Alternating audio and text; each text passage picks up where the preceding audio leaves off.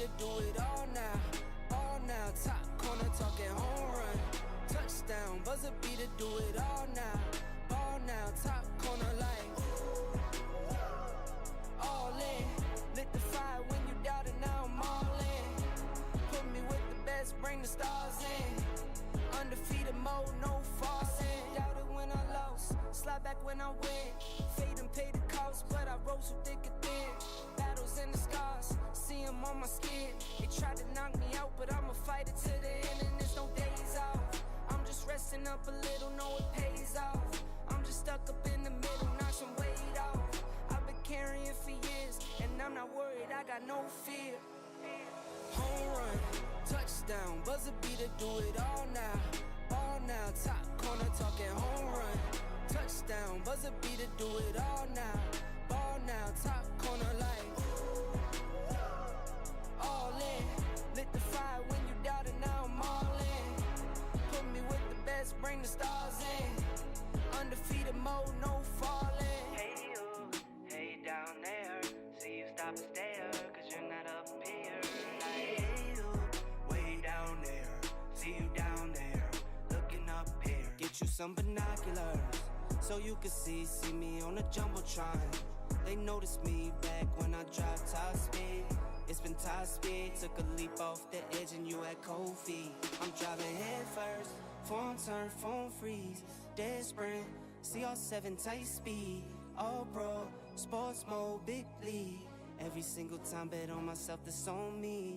East, west, north, south, all scenes. Worldwide, big waves, all seas. Same car, same clothes, still me. Only thing that changes is a change that's on me. Home run, touchdown, buzzer beat to do it all now. All now, top corner talking home run. Touchdown, buzzer beat to do it all now. Ball now, top corner like all in. Lit the fire when you doubted, now I'm all in. Put me with the best, bring the stars in. Undefeated mode, no falling.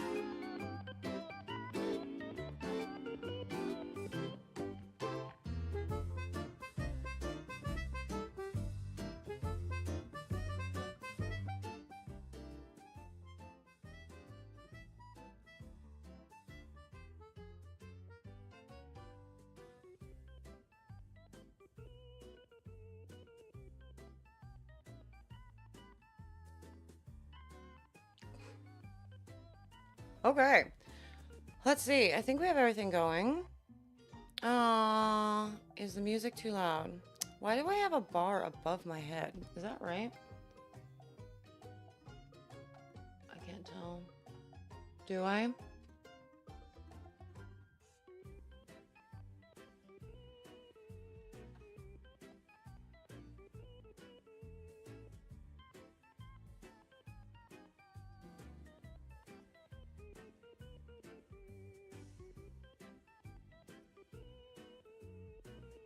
Let's see. Does that fix it? Maybe.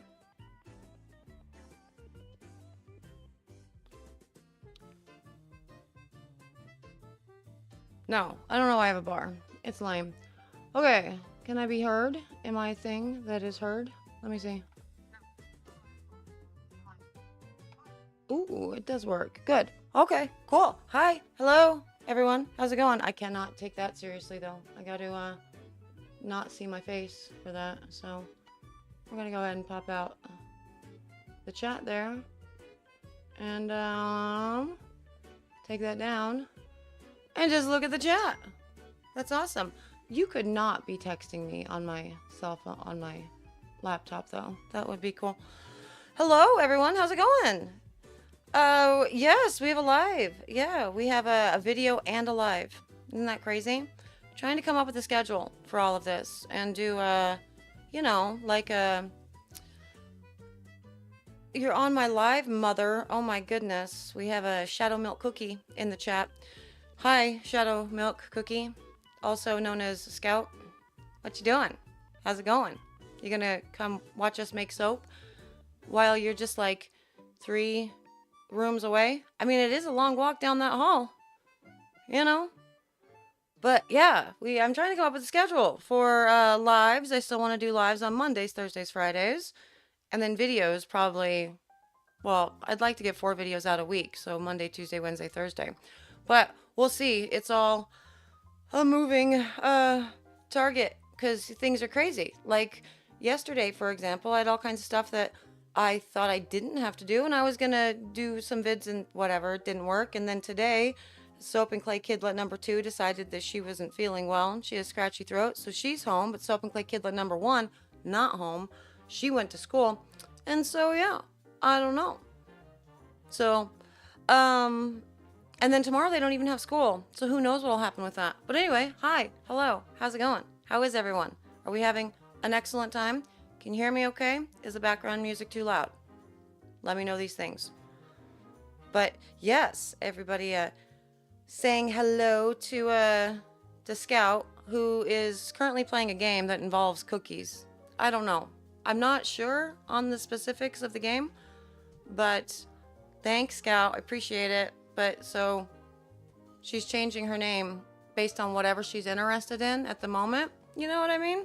And so right now she's super interested in Shadow Milk Cookie. That's her favorite cookie thing. So that's great. How's it going, Cheryl?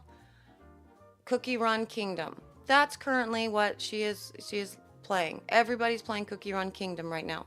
They have a new cookie coming out, or a piñata, or something, and you still haven't unlocked them. Oh no, that's crazy. She's grinding hard to unlock Shadow Milk Cookie. Hold on though, I do need to. Speaking of you, I need to respond to your sister's text message that just came through. So hold on. Okay, so A1 is a drawing club. Daddy will pick you up.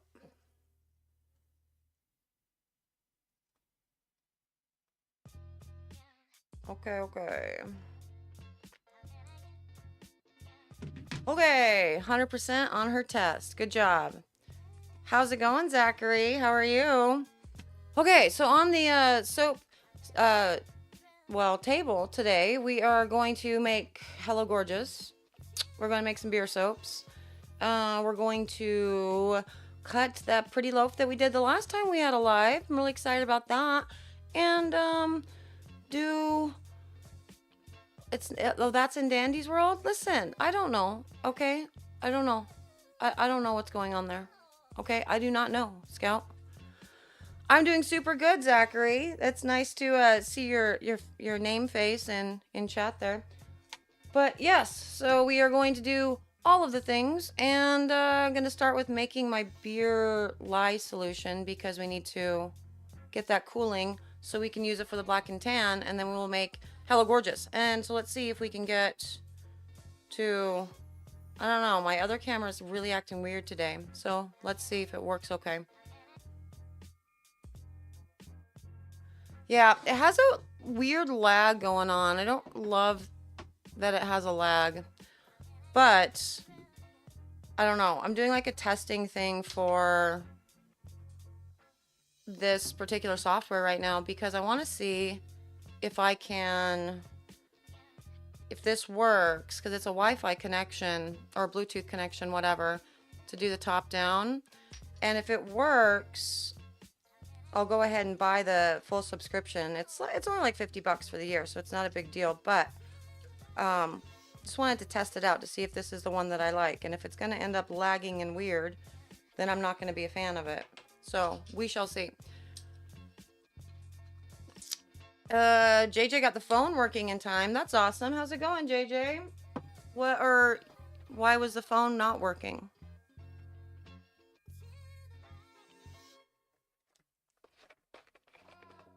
Okay. I'm gonna fill the rest with water here for the beer soaps. This is gonna be the portion for the black and tan.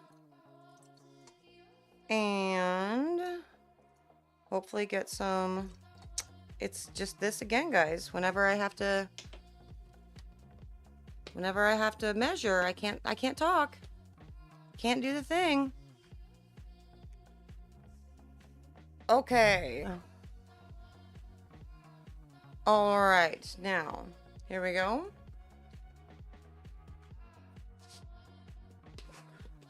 Yeah, so Pammy Chic or Chick, either way. The actual software that I'm using is called Camo, and I'm just doing the free trial to see, again, if I like it. So far, it's been good. We didn't really have any problems with it for the last live that we did. No real dropping or, issues with that. But that said, that when we did that live, it was with extra or less people that were actually on the internet. And right now Scout is home, and soon Awen will be too. And so it might get more laggy as we go on.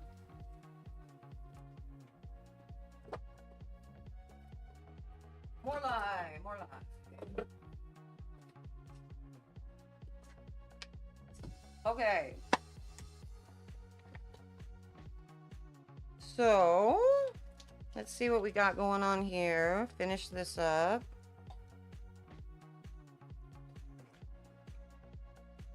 Okay. 5.46, 10.9. Let's see. We can do it.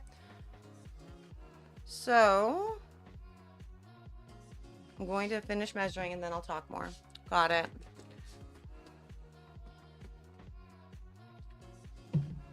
You're not seeing any lag. Good. I love that. When all the connection speeds say they're good,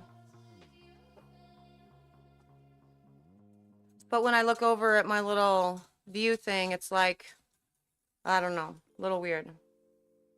Chill out, buddy. So this is a room temperature beer that has not been awesome. This is a room temperature beer that has not been cooled down, and this is apparently what is going to happen to me today, because of course I'm on a live. So I love that for me.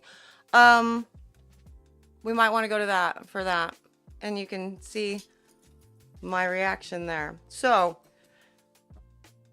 this is new. So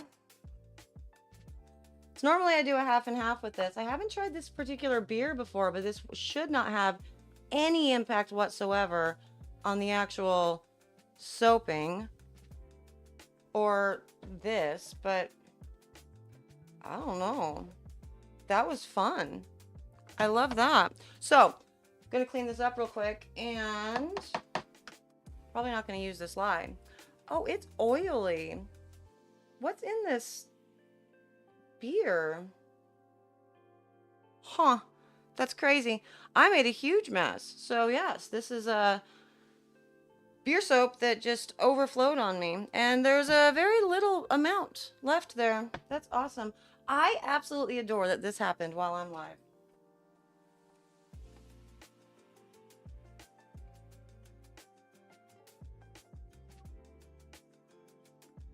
It's kind of one of those things, Murphy's Law, whatever. Done it a million times before, and gremlins want to get in the soap shop whenever you're, I don't know. I was going to say whenever you don't want gremlins to be around, but do you ever really actually want gremlins? I think the answer to that is no. But it's good. So what is everybody? You're not the only one who's done it, Rissa? That's awesome. Sometimes it be like that. So this particular beer, I don't know. Usually I don't let my beers go flat or anything before using them. Mayhaps, I should have done so with this. Like I said, I'm going to have to check out the actual beer, see what's going on. Did you really have it happen to you the other day, Brandy? Yeah, this is a good time. Okay, I'm going to put these in the bucket, get another clean towel, wipe this down, get vinegar on it, and then we're going to continue. It's just a fun little live.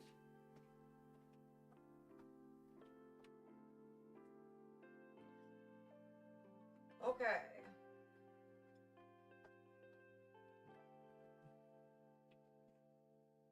Oh, Asteroidia saying, despite living in the middle of nowhere, Texas, our extremely rural community just got high-speed fiber. That's awesome. That is amazing. Yeah, we have like, I mean, we have like Comcast or whatever in the heck Comcast is called these days. But, and we have like the biggest plan you can get. But they still like to try to mess you up and, I don't know, shutter all of your speeds and everything. So Mr. Self and Clay is always having to call and complain.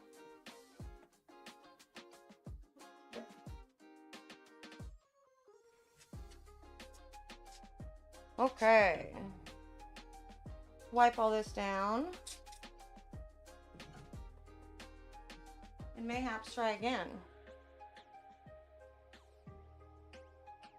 Let me see, actually though. I want to see. I think we'll end up weighing this out and seeing how much is actually left for this. It's very oily. It's really crazy. And maybe we can see about adding more to it. That sounds right. That's what we're going to do.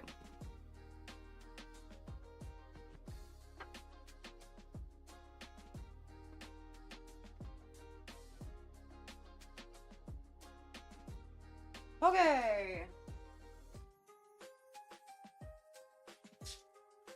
One more towel. You have never had this happen, Miss A? You've never had any of your lye solutions boil over? I've never had them actually come out of the container before. That is definitely a new one for me. So, I love that. Listen, that's irritating, okay? Because I went to go do this today. And also, by the way, we have to get back to the whole, maybe the audio is going to pick up weird things because this was my first irritant today. I was going to put out a video and I was going to do a live.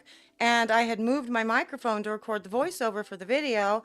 And then, wouldn't you know it, with my stupid self, I guess I didn't put the microphone back in the right place or precisely the perfect little, you know, just that sweet spot. And as I did a little test, you could hear everything that was going on down here. So if you can hear things that are going on down here, like when the stir stick is doing its vroom vroom, please let me know, because I don't want you to have to deal with that, okay? That would suck a lot. So that was my first irritant. And then I'm like, cool, no, we're going to roll with it. It's going to be fine, you know?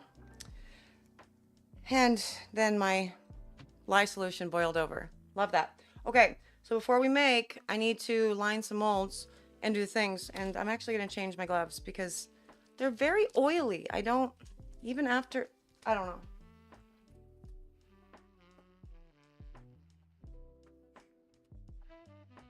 Okay. So,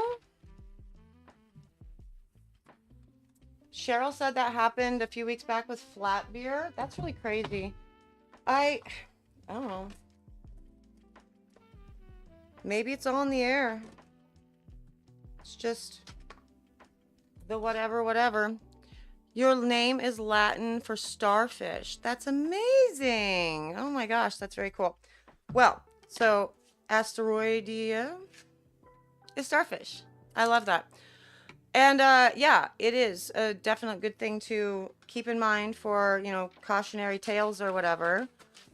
We do like, just generally, showing all the things that could go wrong in the soap shop. And so this is pretty on brand for me to have shown you that, really.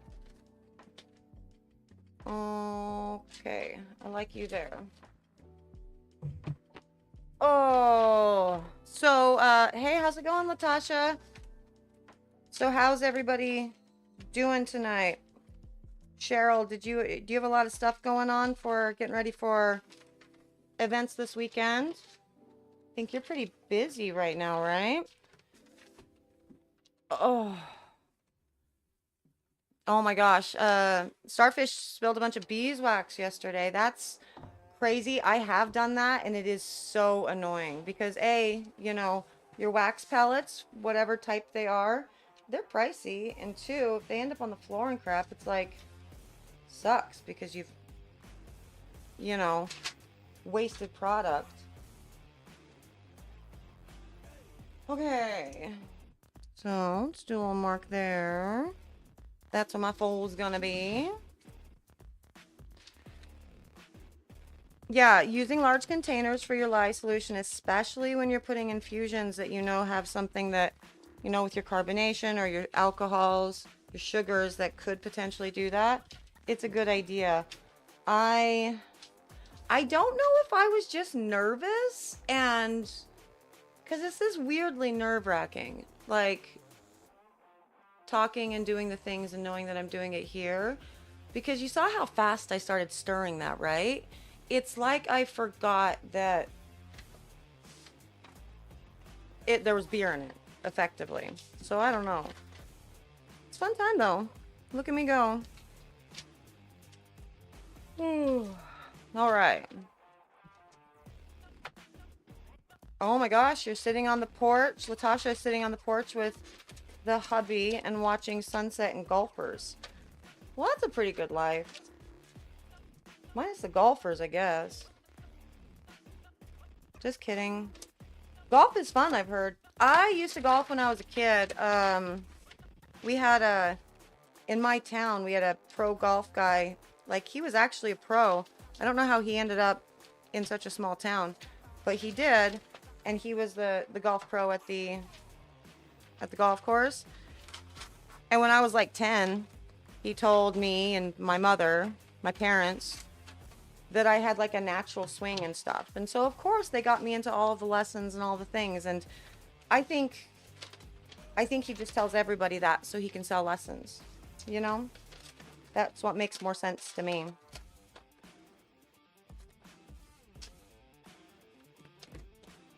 Okay. Cheryl says that they have a lot going on. Yep, you have a lot. 86 degrees in March? God damn. That is miserable. That'll make for quite the hot event. So, for you guys that do booth events and everything, do you have any fun tips and tricks that you use for keeping things cool? Whenever I do, I mean, it's been a long time since I've done like an event, but usually they're during the summer because farmers markets and stuff in the winter time or spring in the Pacific Northwest is just a terrible idea. 0 out of 10 do not recommend. But the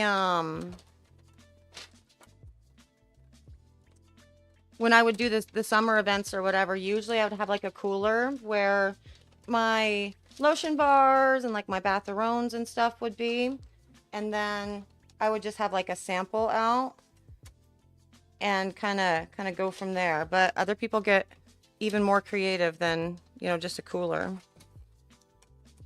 Oh, Metal Clips is crocheting and cooking tonight.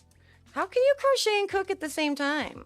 Like, I'm all for multitasking and whatnot, but it seems like in both instances, you need both hands. I have gotten into, like, needlepoint again recently, and I'm making this crazy tapestry. So it's like, when it's all said and done, it'll be 5 feet wide by like 8 feet, 7, maybe 7 feet tall. So a full tapestry. And it's going to be, it's going to take me like a decade to finish, probably. And every time I sit down, I'll listen to a book, usually a Stephen King book. I don't know how I've made that connection that I have to listen to a Stephen King book while I'm actually doing my needlework. And we'll do that for a couple hours, and I make like 2 inches worth of, you know, progress. And wonder why I'm doing it. But, you know, it's a good time. So, all the jazz. Rissa says it's 91 degrees in Texas. Yeah, that's a lot. Well, that's all crazy. um, oh, yeah, that's actually Scout. She's telling on me. I thought for a minute one of the Sudsers was asking if it was Taylor Swift themed, and she's just telling on me. Yes, it is Taylor Swift themed. So, there's that. Bye, Scout. See you later. And Miss A uses the cooling towels in your cooler with ice. Yeah, I don't know if I ever showed you guys on the channel, but I did for packaging orders that I knew were going to really hot places. Generally speaking, when you have your lotion bars and whatnot, you know, wrapped up in your coffee filters or whatever, and then you have your wrap around it, it sort of insulates it on its own. But for really, really hot places in the middle of the summer, I tried this thing where I was putting they're like silicone reusable ice pack type things, and I've got a whole bunch of them off of Amazon, which I said in today's video we're not doing anymore. So I don't know where to get those locally. And they worked pretty well because they were very, very inexpensive, so I didn't feel bad about sending them out. And they had some sort of biodegradable thing inside of them. That seems to work pretty well, but also even without doing that, rather, I don't really get people, you know, telling me that they had melted product, you know? So, goodbye, Scout. How's it going, Merkin?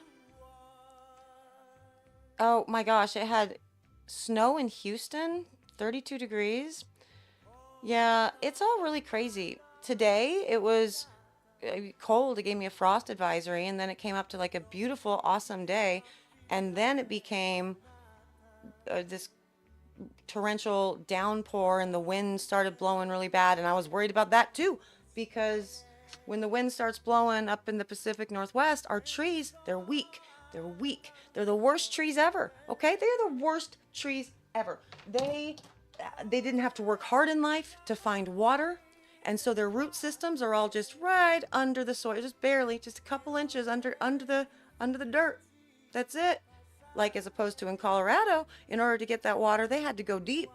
So as a consequence, when the wind blows, whole trees fall over here. It's the craziest thing I've ever seen in my life. And I hate it. Okay, so I have my oils ready. I need to get my scent ready. Why are the trees confused where you are? Oh, because the weather's changing? Yeah, that makes sense.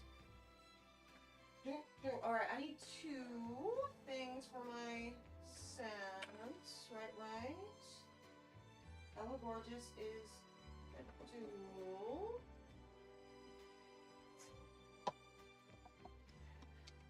Yeah, so we have, I don't know, crazy weird weather going on right now too. And it makes it difficult because we have 4 months left now to finish the house. Has to be done.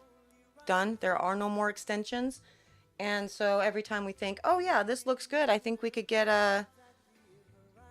going on doing the siding, it starts doing weird rain again. So that sucks. Alright. So this and this and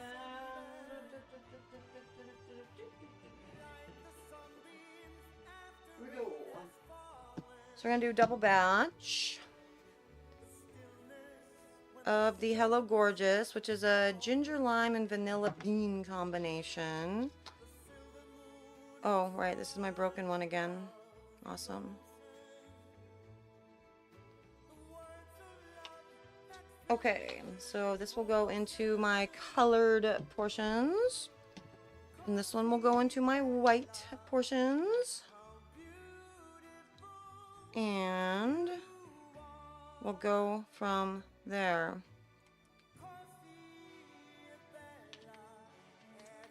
Love that. Okay. Big way. Okay.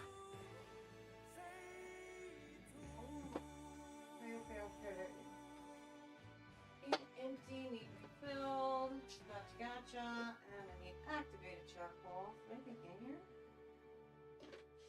I don't know if there's enough. And I need my game and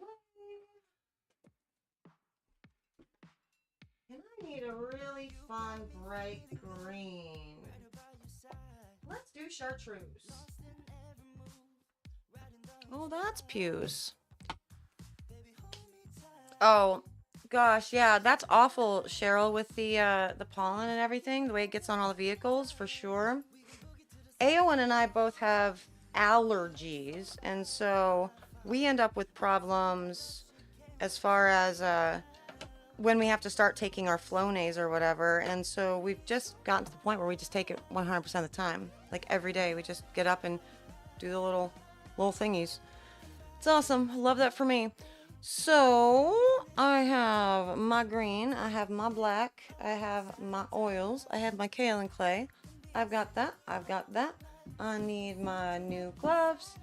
And yeah. That might be it. Is that it? Sure. Let's go with that.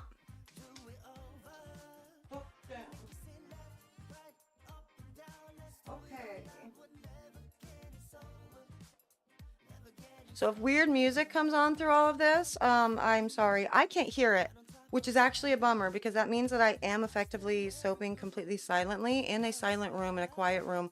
And I don't live life like that. Everything that I do, I always have something, well, usually I have music playing plus something in my ear, like a podcast or a book or something. And so being completely in a, like, just a silent, I don't like it. So for next time we do this, I am going to probably link my earbuds to the computer so I can hear what you guys are hearing. But it's like an epidemic sound just playlist, and so I have no idea what it is. Goldenrod grows and helps with your allergies. It grows right above ragweed. That's so crazy. Plants are weird. They're really weird. I will never... That's all I have. No notes. Just plants are weird. For sure. Okay. So this is going to be the thing. You guys have to let me know, okay? Like I said, I'm not 100% sure that I got this audio working the way that it needs to, so it's going to pick me up and not this. If it's loud, you have to tell me, please, and I'll just mute the mic while I'm doing the vroom vroom, okay? Touchdown. Home run. Okay. Okay, we're going to try. Ready?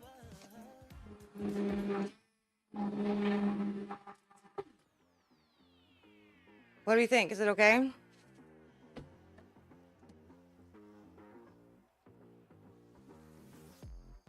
I'm missing things.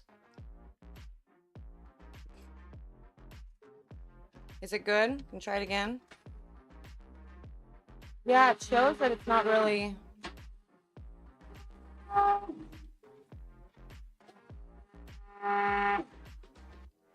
I don't know, that one peaked the mic pretty good.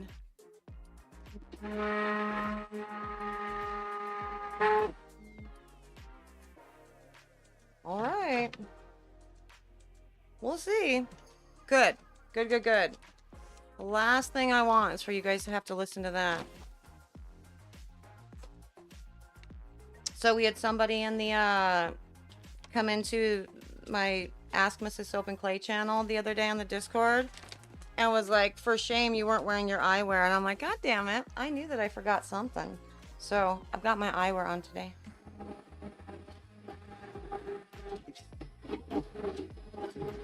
And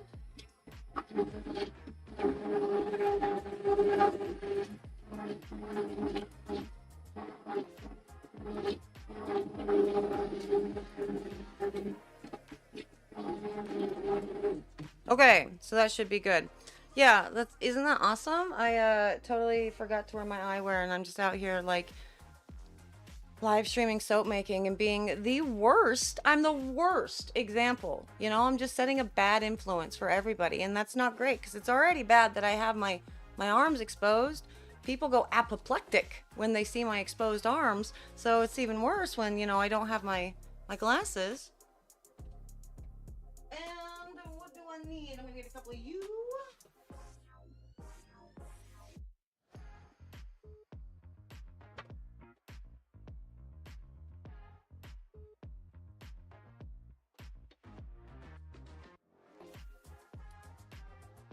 And get you.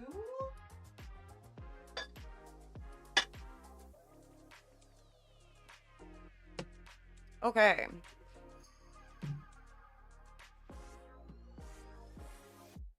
Oh, good. I'm glad that you don't have any issues with any of the audio stuff for sure. And, oh, you wear a respirator for the lye water. Wow, look at that. You're still new and nervous? Yeah, I get it. There's a picture of me somewhere from, I don't know, a bajillion years ago, and I am like suited up to make soap or whatever, and I have like big, thick rubber kitchen gloves on, and the whole. It's funny. It's a very funny picture, but yeah, no, I just didn't even realize that I didn't have my eyewear on because I just wear little, little protective glasses now that have the, the side piece. Because we don't have to wear those big old goggles anymore. They have the little wraparounds. It's cool. Yes, soap did fly into my hair. It was a good time. It was a very good time. Okay, so you are going to be fine with just the green going straight in, right? Yes, good. Awesome. Love that for me. Got two more. Let's get the lye solution and make this.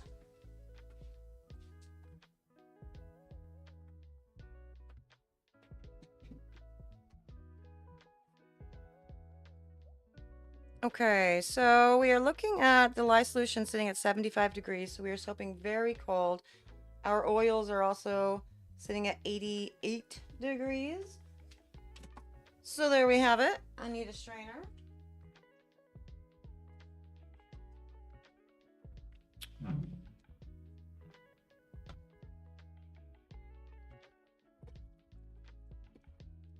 Yeah, no, I understand, and it's always good to be extra cautious, just double check everything and be safe. There are terrible things that could happen with, lye burns and whatnot, especially if it gets into your eye. It is not a good time at all. People can have apparently gone blind with this, and so I understand it. Definitely always keep your eyewear on, all of the things.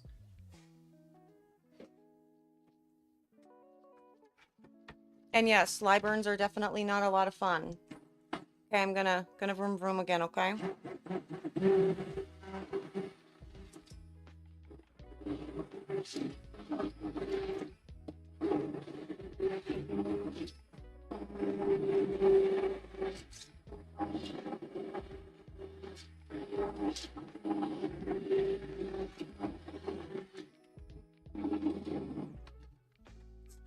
Okay, so it's starting to thicken up pretty well. That said, again, we are soaping it cold at room temperature here with both of them, and the oil blend for the Hello Gorgeous has a fair amount of butters in it, and so it could very much get false trace going on. I'm gonna mix a little bit more.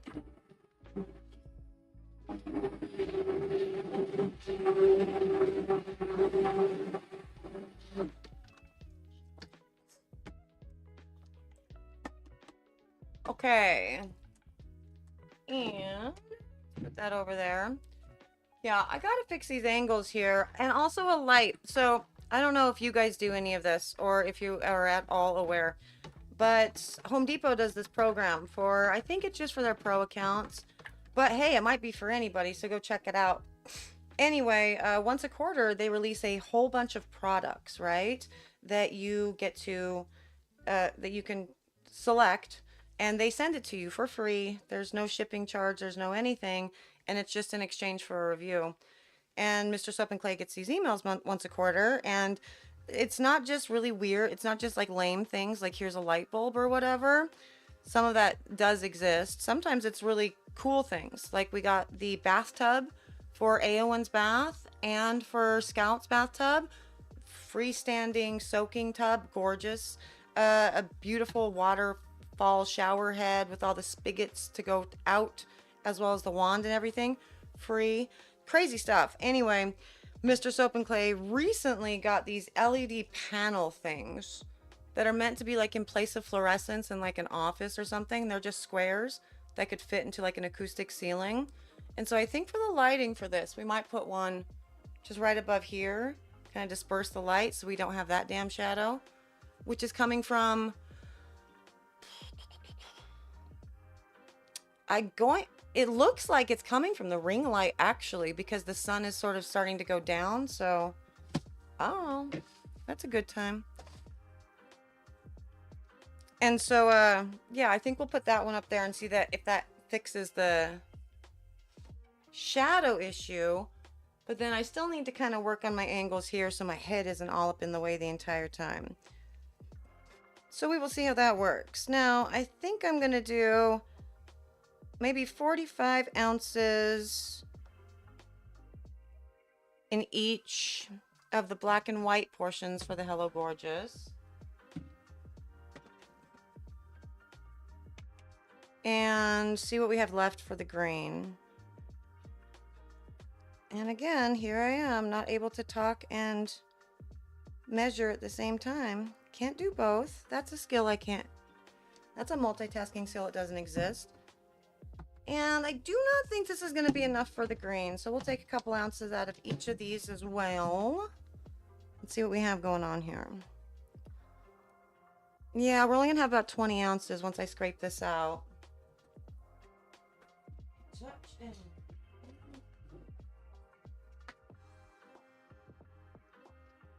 It does look like a bikini bottom. You're right, JJ. It is a very interesting shadow. And so the only thing that I can think is that it must be the ring light around the camera, which is a million miles away from me.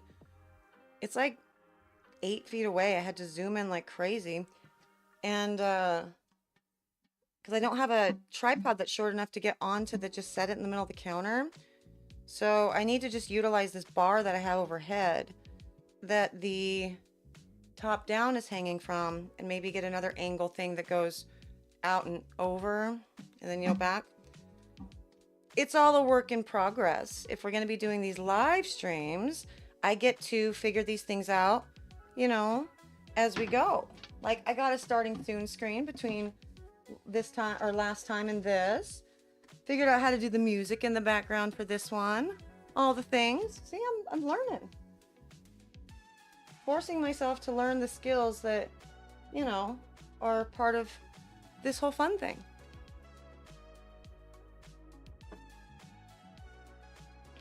Okay, so we got about 22 ounces here in that one. So I'm just going to take a couple ounces out of each and call it good. That's going to make all the difference in the world. Yep, sure will. Sure will. Okay, so this is done. Don't need this for right now. And the white's looking pretty white, but I didn't put my whole kaolin clay in, so I'm gonna make sure that I get some more in for that one. But I'll put the chartreuse in the green portion. And this is like a mantra swirl thing. And so one gets black, one gets white, and one gets green. And I don't think I have enough activated charcoal in the container to darken that. Okay, here we go. Let's do more activated charcoal in there. Looks better.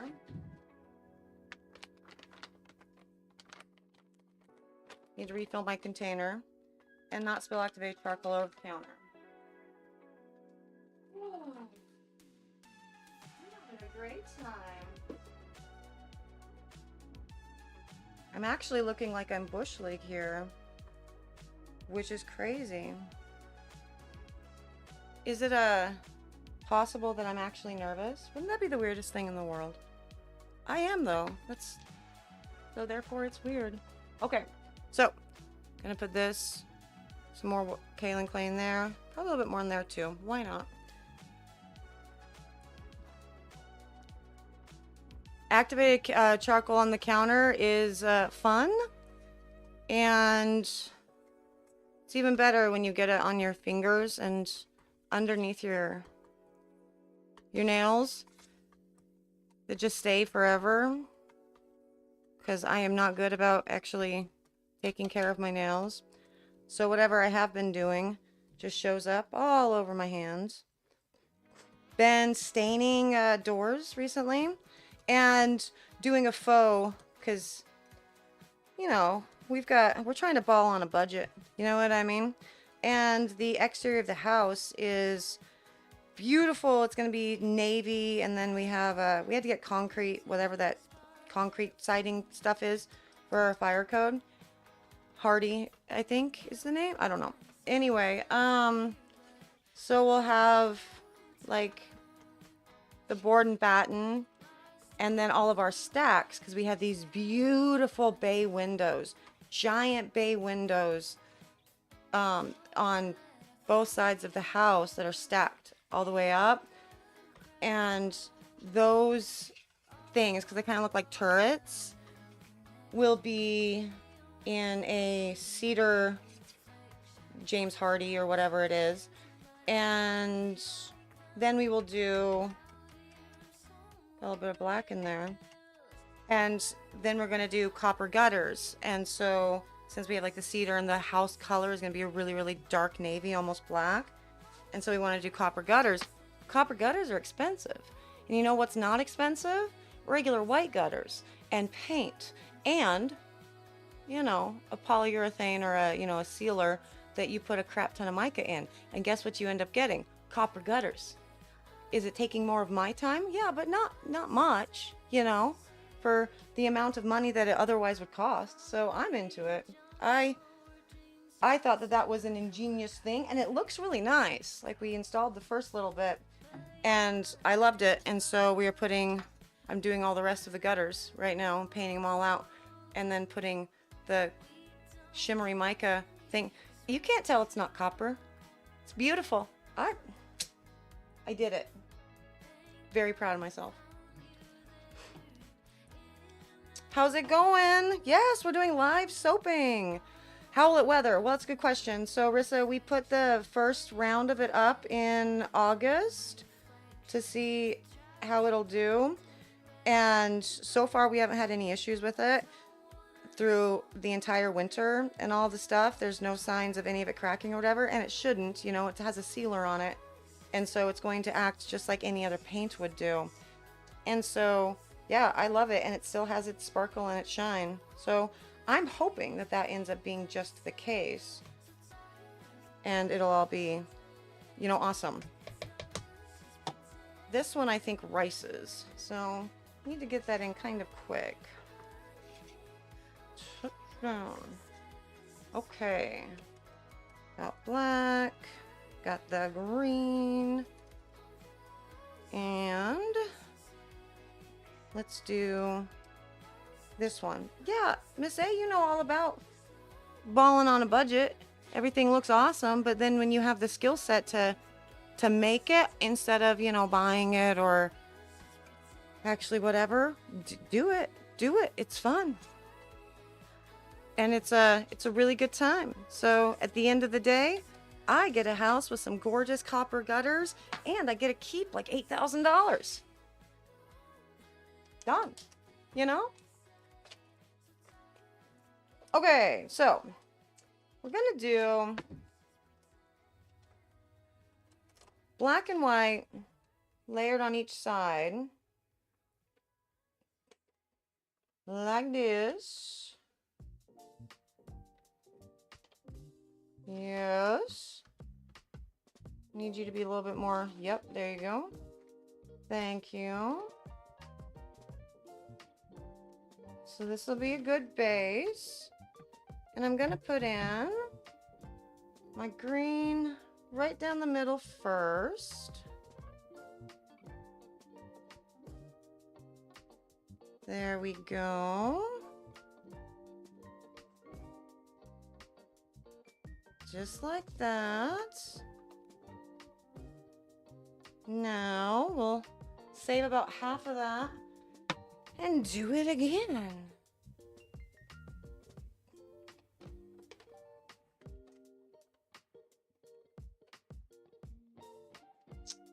Holy crap, the majority of this isn't even on camera. Why didn't I look at my freaking preview?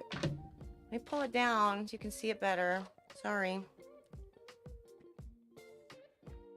Okay, put that here. Just bought a new tub faucet because ours started leaking and parts are not replaceable. Doing it all ourselves. Yep. Yeah, well, that's the same thing. You did the entire bathroom from studs. So yeah, you know how it all goes together and you know how to fix things when they go wrong, which is a good skill set that honestly not a lot of humans have in this day and age. And so it's good that you can do, because it's not a fun time when something goes wrong in the house and you have to pay a plumber a whole bunch of money. Mr.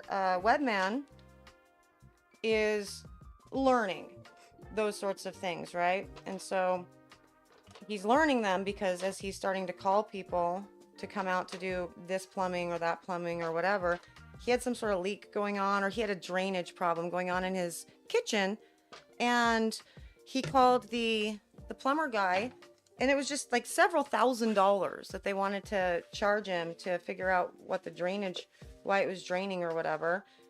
And he was talking to Mr. Soap and Clay about it, and Mr. Soap and Clay's like, well, I have a camera. You can just do the little snake camera thing, figure out where your drain problem is, where your blockage is, and then you just cut through the wall there, fix it, and you're done. Saved himself thousands of dollars. I think it's a great idea. That said, not everybody has those skills, or they don't think they do. You know, it gets kind of intimidating. And in this world, in this maker world thing, we know all about having those skills, because this is what we do. So we just kind of apply that DIY mentality to everything in life, you know. Let's get the rest of this in. Get it kind of bang down. Give it its swirl. And then we can get this in the oven.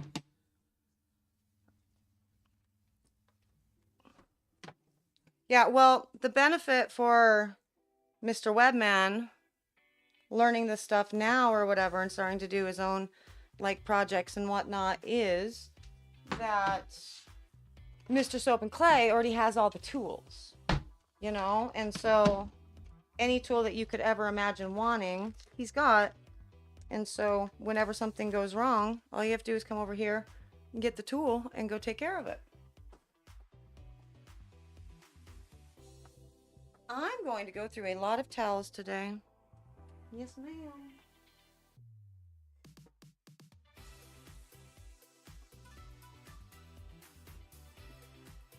That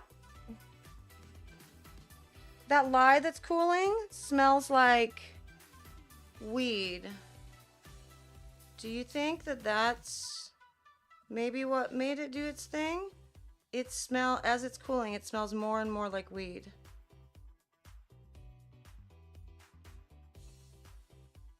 I'm so interested.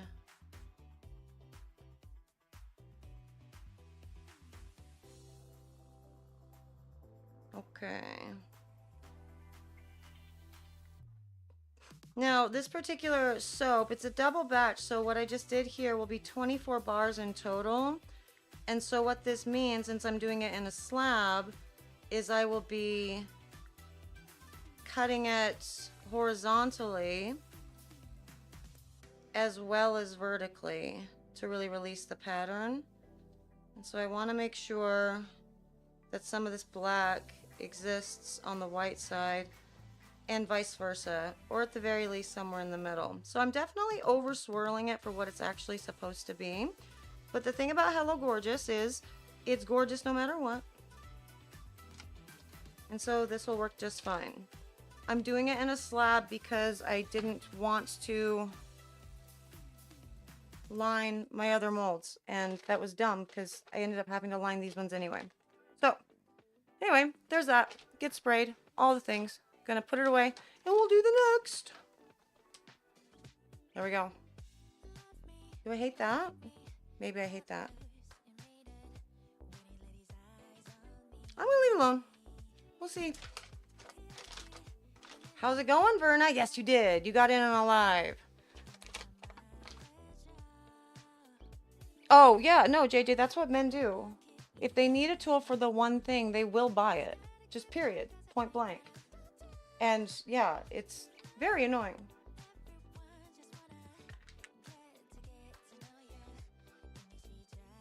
Okay.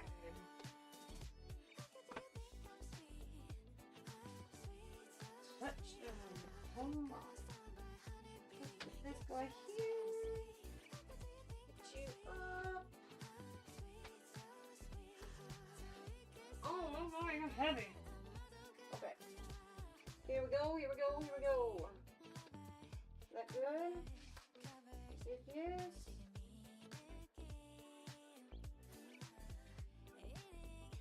Cover you up. Like this. Yes, yes. I'll turn this on. 180 is good. I like it. 10 out of 10. Okay. Sweet, sweet.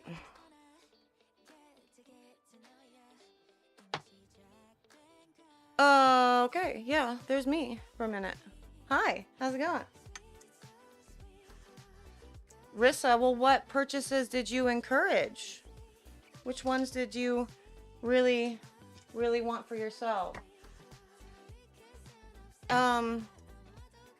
Chainsaw, everyone should have one of those. I mean, look, listen, here's the thing. I suppose everybody should have a chainsaw, right? But we already had a chainsaw. And Mr. Soap and Clay didn't like how annoying it was to, like, start it. And so he thought, just for the little projects, I'm just going to get myself one of the little, you know, battery-powered ones. And so now we have 2 chainsaws. And so that's fun. And it's like well, JJ, did I tell you? I think I was griping to you and Kaylee about it. Like, I was out there with an electric mower, right? No, not electric mower. A battery-powered mower, which makes it even worse. Lawnmower, battery-powered, you know? And so I was having to change the battery out every, like, 5 minutes. Granted, Mr. Soap and Clay has, like, 40 batteries for all of his tools.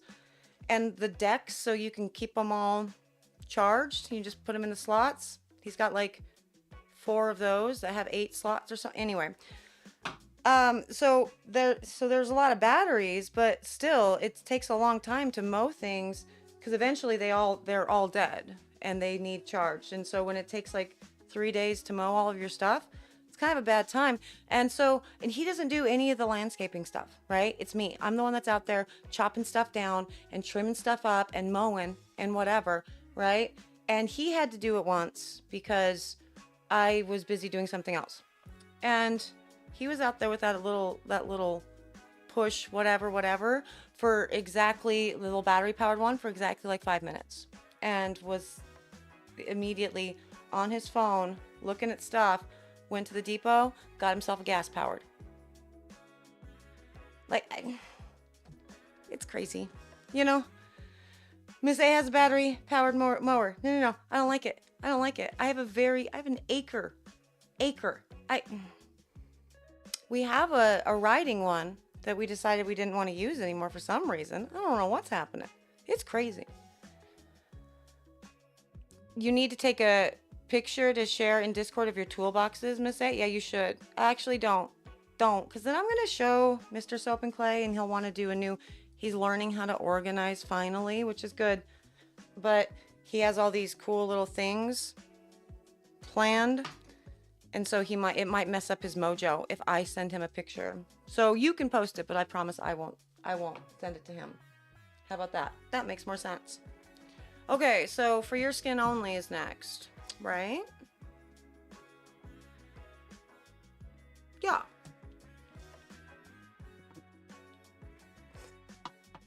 Ugh, I need a garden. Well, JJ, if I get a garden, you have to come and actually, take care of it for me. I don't know how to plant things. I don't know how to keep things alive. I'm from Colorado. Things don't grow there. Although you're from that area-ish as well, and I don't know how you get things to grow where you are. I'm not telling people where you are. That's your call.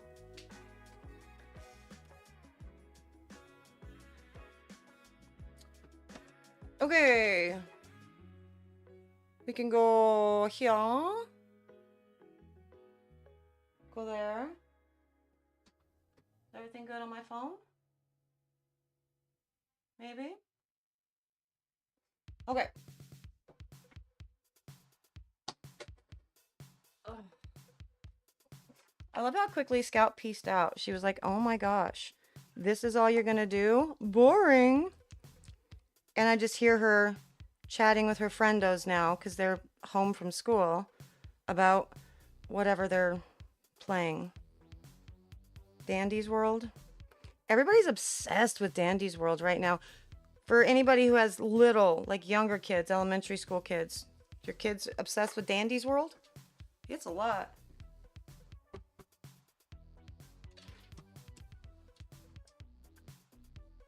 JJ, come on. You're ridiculous. You throw seeds around and water once a day. I don't believe you. Then you're magic. You're putting some magic voodoo in it. There's something else involved. Has to be. I agree with Miss A. Kill plants. Cannot be trusted.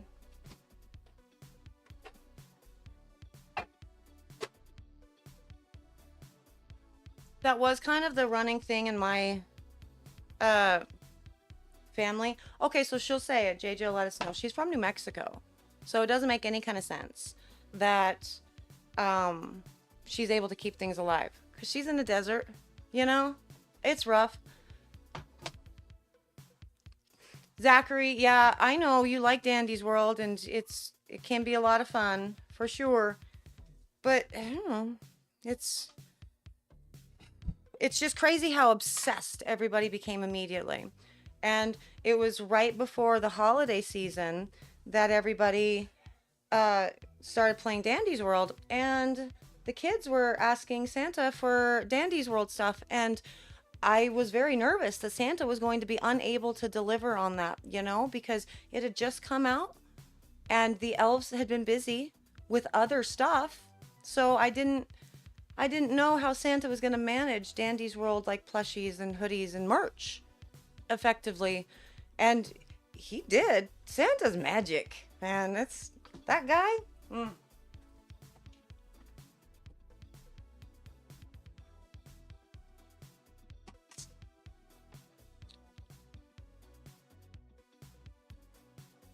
JJ, your plants are your living diary.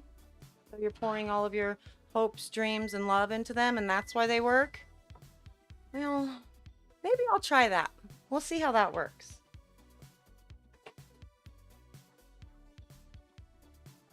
I did get, because the front of my house is it's turning into this really interesting thing. I have these two giant rhododendrons in the front of the house that are as tall as the house. Very beautiful.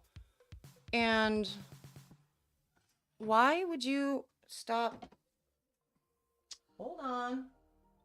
I lost the chat because my computer decided it wanted to go into sleep mode while it's actively being used.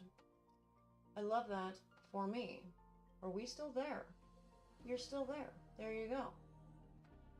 So yeah, I have these giant rhododendrons in my front yard. They're huge, beautiful, awesome. One of the reasons why we bought the house was because these two big rhodies.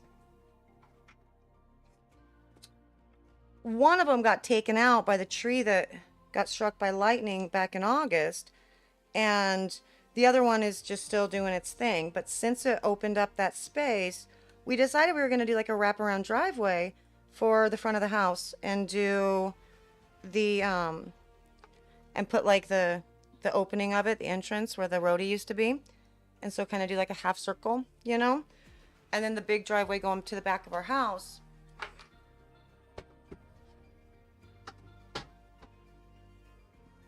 Hold on, I'll be back in a second.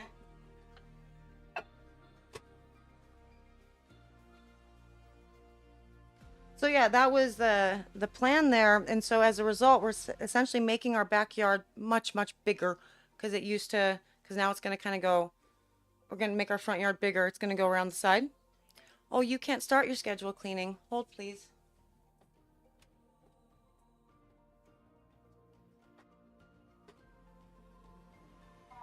Thank you. The Roborock is trying to clean the room. I can't do that right now. Does mean it's 4 though.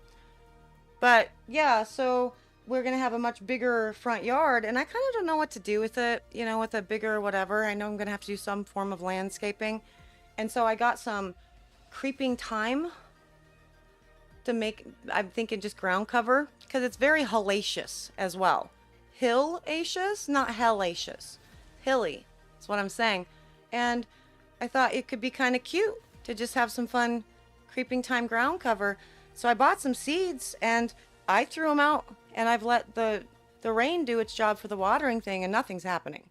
So I don't know. Are you supposed to plant things at a certain time? Even when you're up here, when nothing ever gets like frozen? These are the real questions.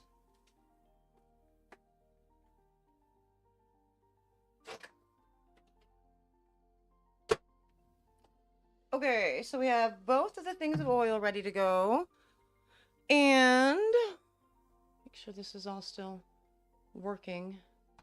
No, why would I put a user in timeout? That's lame. And it's cold, and you think they'll sprout in the next few weeks? Okay, well that's a good thing. Let's hope for that. Yeah. Let me check something real quick over here.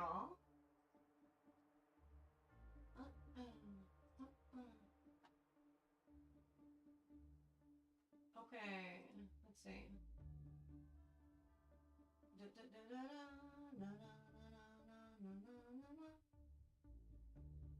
And we have, let me see.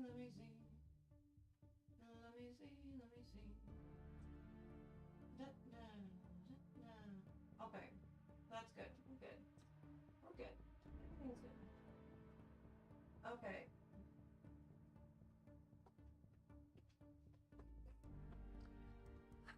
Look at that. Zachary's all weighing in. He knows how to do plants too.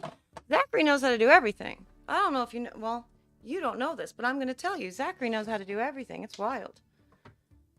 Oh, Zachary, can you come fix my audio and my lighting setup? That would be awesome. Okay, so I need my sexy man scent for your skin only. And it exists somewhere. Has to exist.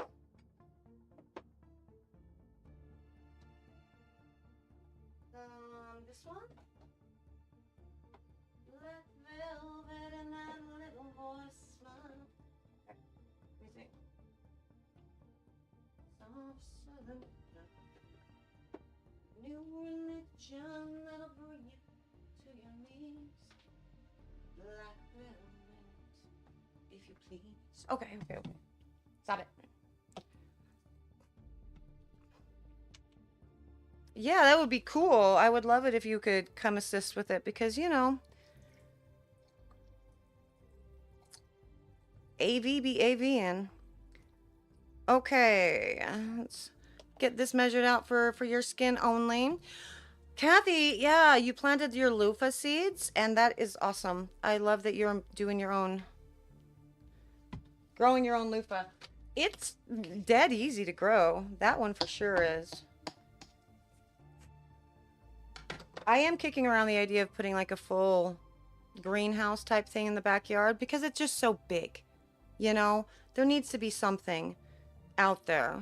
2, 3, 4, 4, 8. Yep.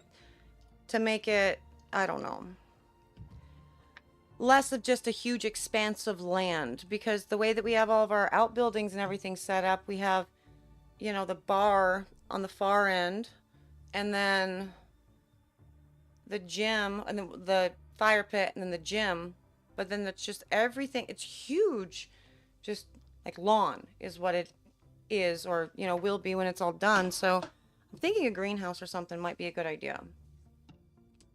Gotta move that so I can see what I'm doing. Like velvet and that little voice smile.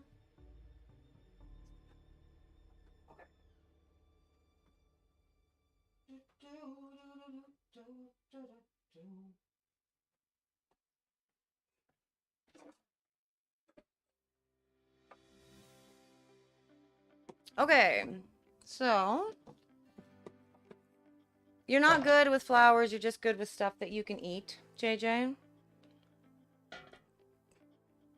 Well, I don't know that I would be good with stuff I can eat either. I don't know that I've ever necessarily tried, though.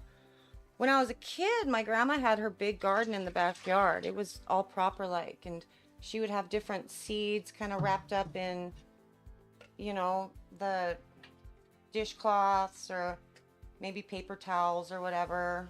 They were all wet, and she was getting ready to do something with, I don't know.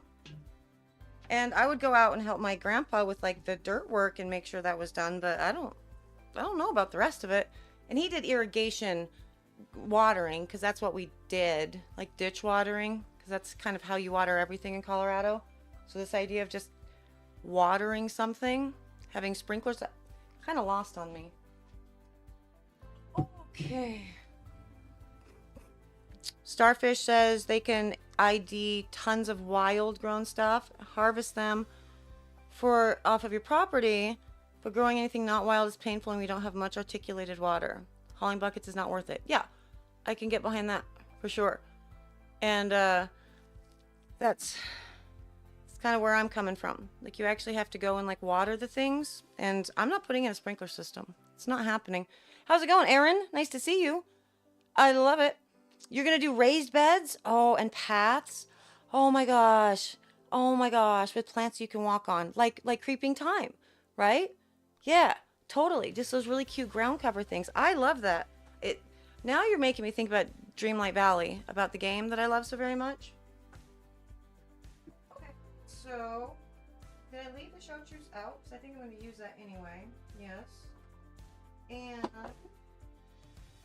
I need a nice bleu. How about a bleu? I don't think I ever liked this bleu. I'm going to do that.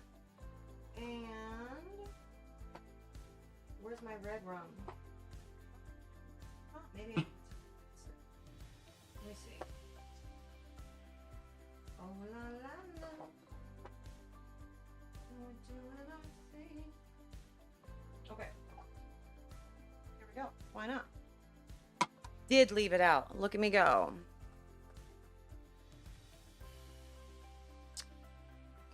Yeah, Aaron, I can totally grow all my own carrots for infusing, but then I have a whole bunch of carrots growing, and I can just get those guys from the grocery store. You know what I mean? I want to grow really cool stuff. I don't know what that cool stuff would be, but I do love me some carrot infusions. They are nice. So this sucks.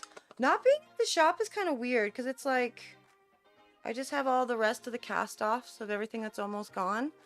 But now it's like, because, you know, you have to use it. You can't run out of stuff there. But now it's gone. It's gone. It's empty. Okay. Okay. Well, I want to go back to the red rum idea then. Where's my red rum? Red rum! Okay. That's almost gone too. Swear words! I'm good. It's fine. We're fine. Okay. And we'll use some chartreuse as well. Yes, yes, yes. Corsican mint micro clover. That sounds awesome. For sure. Moss grows naturally up here though, so it's something that you actively try to get rid of. That's not a fun thing people like.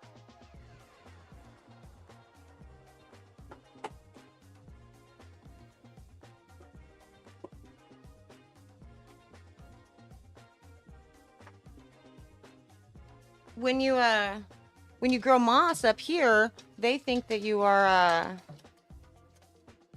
or when you have moss growing in your lawn, it's a sign that you're not doing what you're supposed to do and keeping your lawn nice and clean and awesome, and then your HOA bitches at you. Which makes it especially complicated for me because I don't know anything about this stuff, and I am the vice president of the HOA board. So that's fun. They expect me to be better than I am as a result. But yeah, I'm into it. I think walking on, you know, having some cute, different type of ground cover type crawling plants or whatever, beautiful. Absolutely beautiful. Oh, hold on. Anyone's messaging. Which violet?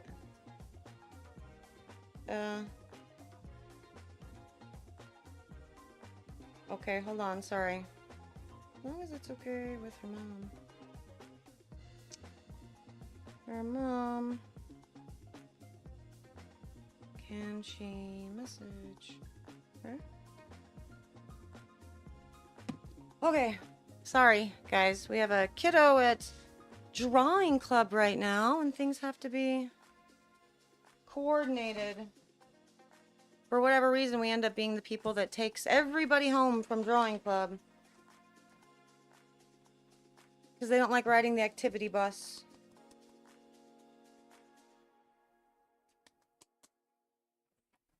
I will tell you, it's a pretty cool thing that they do at the school, though. At the middle school, it's kind of like whoever wants to start a club, they totally can. They just come up with their little prospectus and give it to the administration, and they approve the club, and you know when they're going to meet and all the things and their goals and objectives. And they provide this. The school provides the space in the activity bus, and like a an adult that has agreed to sign on and do the thing. Drop my thing. Love that. Oh, okay, Zachary, I'll tell A when you said hi. Yeah, an HOA is such a... I don't even understand the point of our HOA, you know? Like, I mean, I get it because it's a private neighborhood, and so... so Zachary says hi. She's gonna be so confused. Like, I understand the point because we have private roads, and so somebody has to maintain those roads, but like, that somebody doesn't have to be us necessarily. We could do the things. Here's what I forgot. I need to line another thing. We could do the things for, to get the counties to take the roads, because we're not out of town, you know? So, we could do that. We're just like deciding not to, and as a result, it's the oldest HOA in like all of Gig Harbor. It's been an HOA that's been in existence since like 1969, since the community was built or platted. Our CC&Rs are on the plat. It's annoying, and I don't understand the point of it, and I for one would very much like to disband it, but I don't think I have enough people willing to do that yet, you know?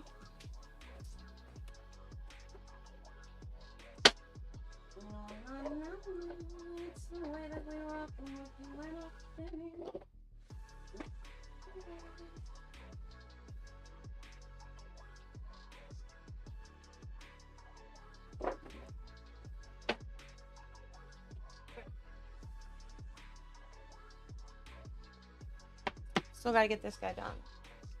Do, do, do, do.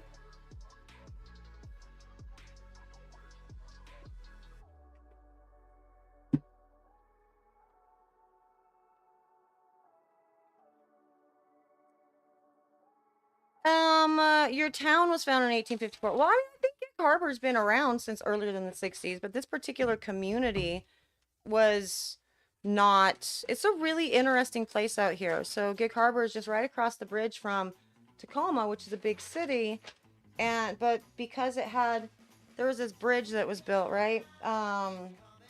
Galloping Gertie, and it took a really long time to get built, and then after it was built, it snapped and it fell. So not long after, very shortly after it was built, and so I think that was like the second bridge, and so as a result they only had one bridge for a really long time after that. I can't imagine why people would be gun shy about building another one.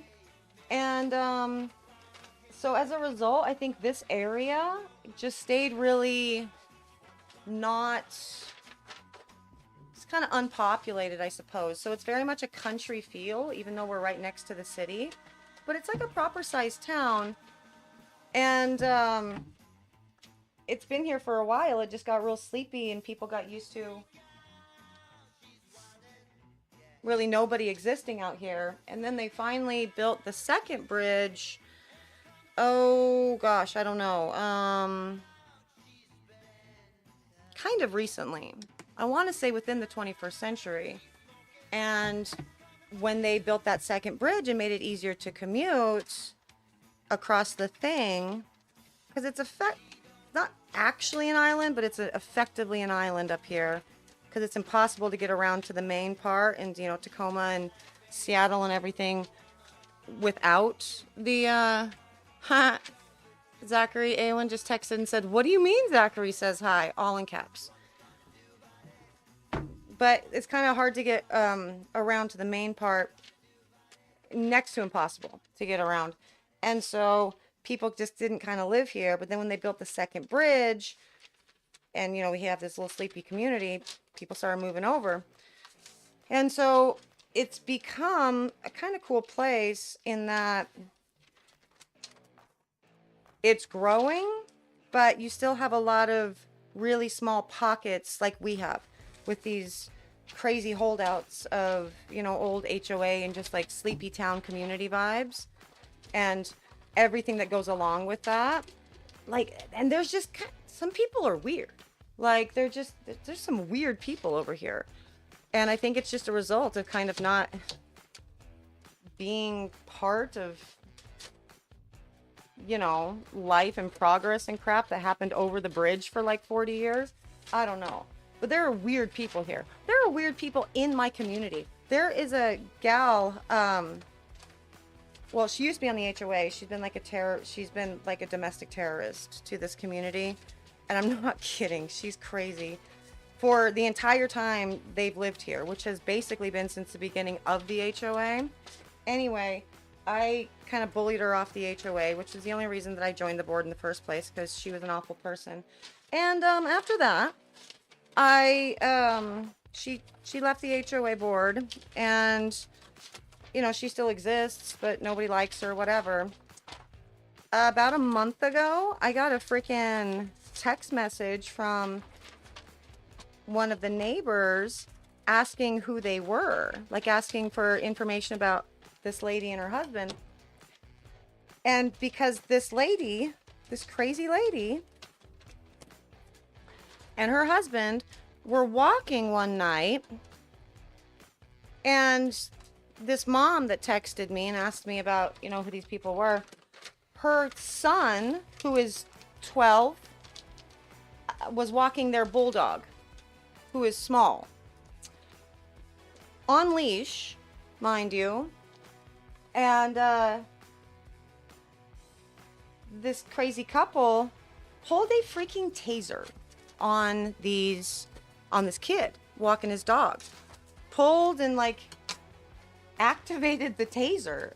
Nobody got hurt. Like, they didn't whatever, but it happened. And the kid like ran home with the dog and told his parents, and his dad came out and was, you know, talking, yelling at this crazy couple or whatever. And they gave like every excuse under the sun. Like, it was an accident. Or the best one for me was, we thought he was deaf and mute. The boy. And it's like, well, if you thought he was deaf and mute, why was that the reaction? That you would pull a taser on a kid? Like, whatever. And they're like, well, we're afraid of dogs and all this stuff. And it's like, it's a small bulldog that wasn't doing anything, by the way. It's just a crazy person. These are the types of people that just kind of exist over here in Gig Harbor. And it's like, what even are you? You know, like, how just it's how at this, crazy.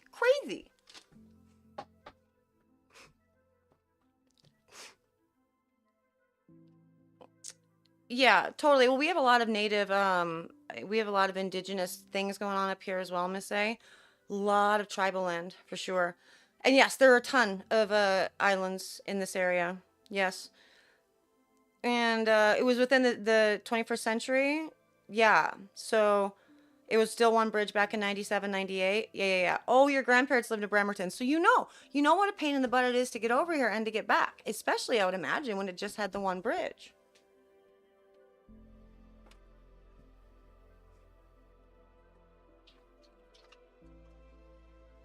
Okay, now we're ready to make soap.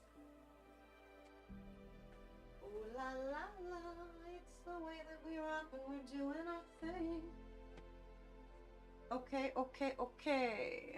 Thank you.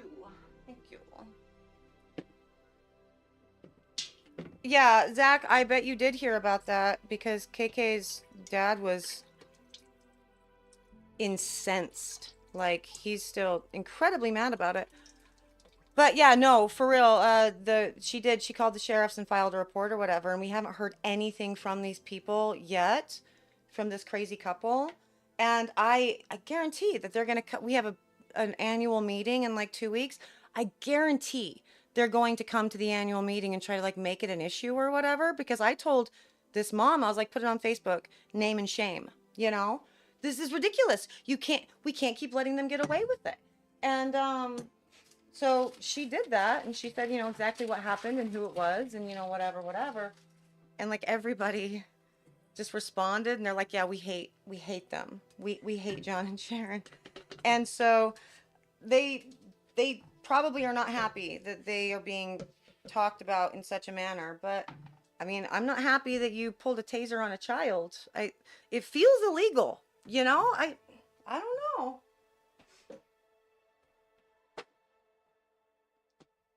I'm reasonably sure that that is illegal. So, yeah, they called um the cops and filed a report with the sheriff, but we don't know what's happened since then. But they're gonna make it a big old issue at the annual meeting because they're these people, but they're these entitled people, right? That think that the world belongs to them. They are the best. They should make all of the rules and do all the things. And when they were on the board, because they've both been on the board, sometimes at the same time, which is crazy to me, but they've been on the board consistently. There's been one of them on the board no matter what since the beginning of the HOA until I joined and ruined their lives and their fun. And they would use the HOA as like a weapon against the people that they didn't like. And they're awful people, just awful people. And those are the types of people you have in Gig Harbor. They just become awful people. And I don't get it. Hold on, it might get loud.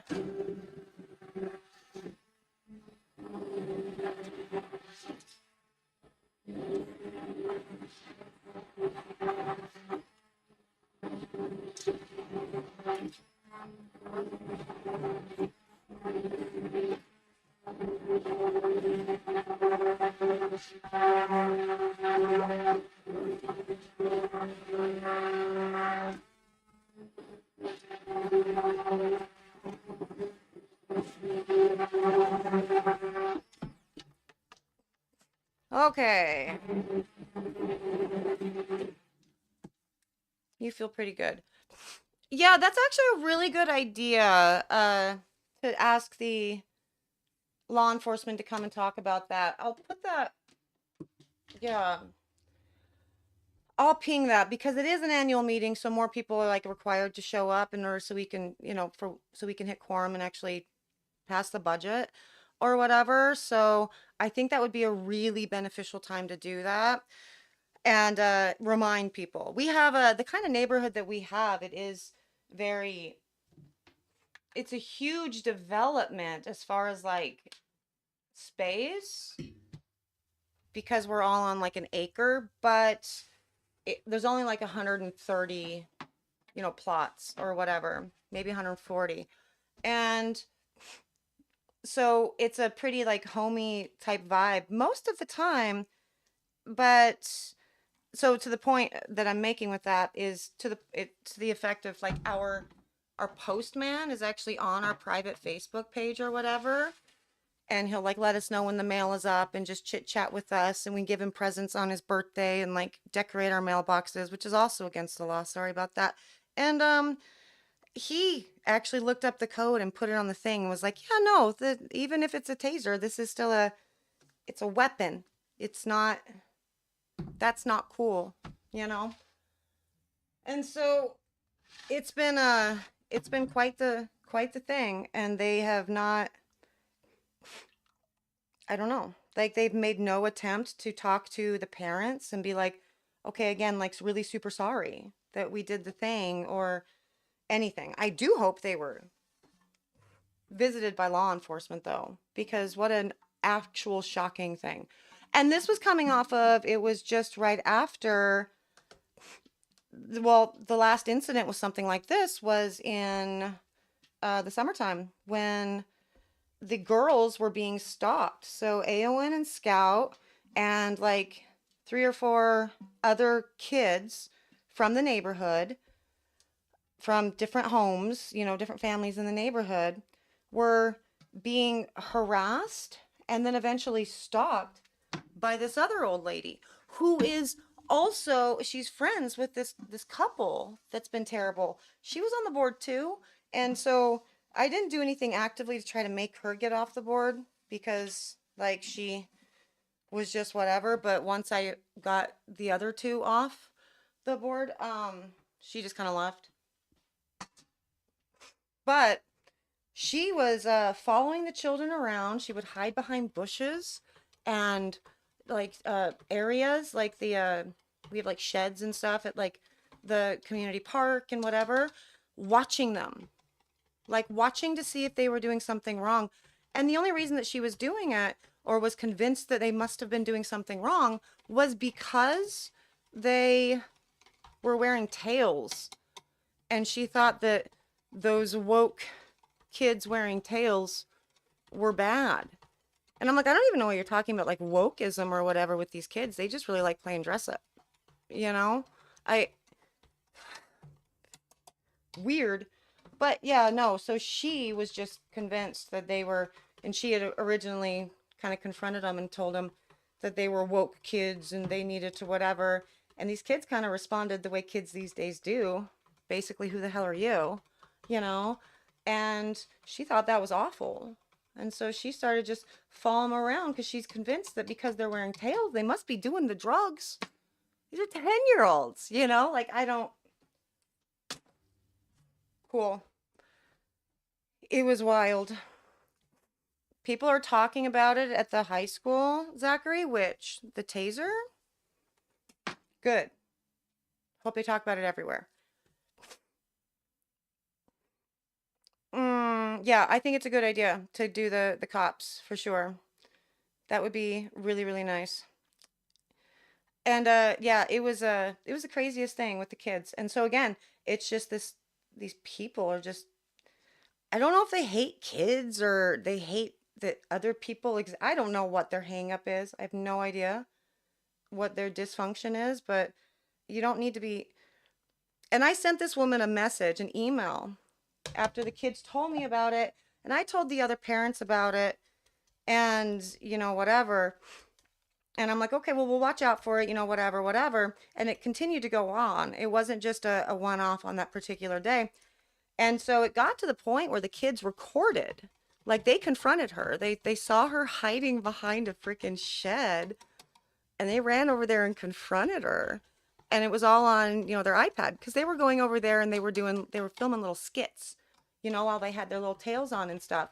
And confronted her and filmed it. And then so that day I reviewed the footage and went, wow, no, this is actually not just like kids. I don't know why we just sort of assume that as adults that maybe children are being, you know, some sort of dishonest or maybe they're being dramatic or whatever and they're misrepresenting a situation. Children very rarely do that in my experience. I'm learning that more and more the people that are going to lie to you, they're the freaking adults, you know? And so I reviewed the footage and determined that they were being, you know, honest and not misrepresenting it. So I sent her an email letting her know that, you know, this is a crime. You can't stalk children. And that if she didn't stop, hey, how's it going, Kim? Nice to see you. And Daniel, hello. But yeah, if she didn't, oh, and the tall one, yeah, can dance. And if she didn't stop, that I would call the cops and I would have the cops come out and let her know just how, you know, she cannot just follow children around. And she didn't respond to that, but she started just chatting shit around the neighborhood on her little walks about me or whatever. And I'm like, I don't care. And then I saw her and I did yell at her and I called her some really choice words. But anyway, she then decided at the next board meeting that she was gonna take the floor and try to read it into the record, like this email that I sent her, as some sort of indication that I was, you know, violating my oath of office as a board member, right? And so it was crazy how fast it got shut down because the secretary of the board was immediately like, I'm sorry, did she send this to you as a function of the board? And she's like, well, no. And then she wanted to keep talking and doing the things. And she was so mad that she got shut down on it. But she did get shut down. And she just had this just crazy sense of like, you should do something, HOA board of directors, about, well, I guess it's, you know, of her breaking the law, stalking children. But her resolution was about this person, this neighbor to neighbor conflict, this neighbor not liking me and calling me crazy and that I'm stalking children. It's like, well, maybe don't stalk children. You could maybe do that. I don't know. Maybe. But yeah, she did that thing. People be crazy out here. And I don't know. I don't know if it's just a conservative, like, quiet little neighborhood and they're not used to seeing stuff. You know, kids these days, they haven't caught up to the 21st century. And they haven't. A lot of them have not caught up to the 21st century yet. Like, even getting them to use their email is a chore sometimes. But that's, you know, that's not a reason to harass children. I've never heard of such a thing. Music died. I don't know when that happened. Oh, Storytime. Now I do know that this one does its thing. It's the only song I know. Yes. Ouch. Yeah. Yeah, I know. That's my exact point there, Verna. Like, when people forget fun and what we did as kids, and that, you know, kids are probably just kids. But they make such an issue out of it all the time. Anytime there's ever anyone at the park, you know, any kid at the park, it's just the end of the world. Anytime that something goes wrong overnight, like if a sign gets knocked down or, you know, whatever, they immediately assume it's the teenagers. And it's like, well, the teenagers are probably using the park for what we used it for when we were kids, which was to make out. You know, I did that. And, you know, maybe smoke some weed or whatever. So whatever. But they're not these hardened criminals that you're trying to treat them as. And also, they could be doing just literally nothing.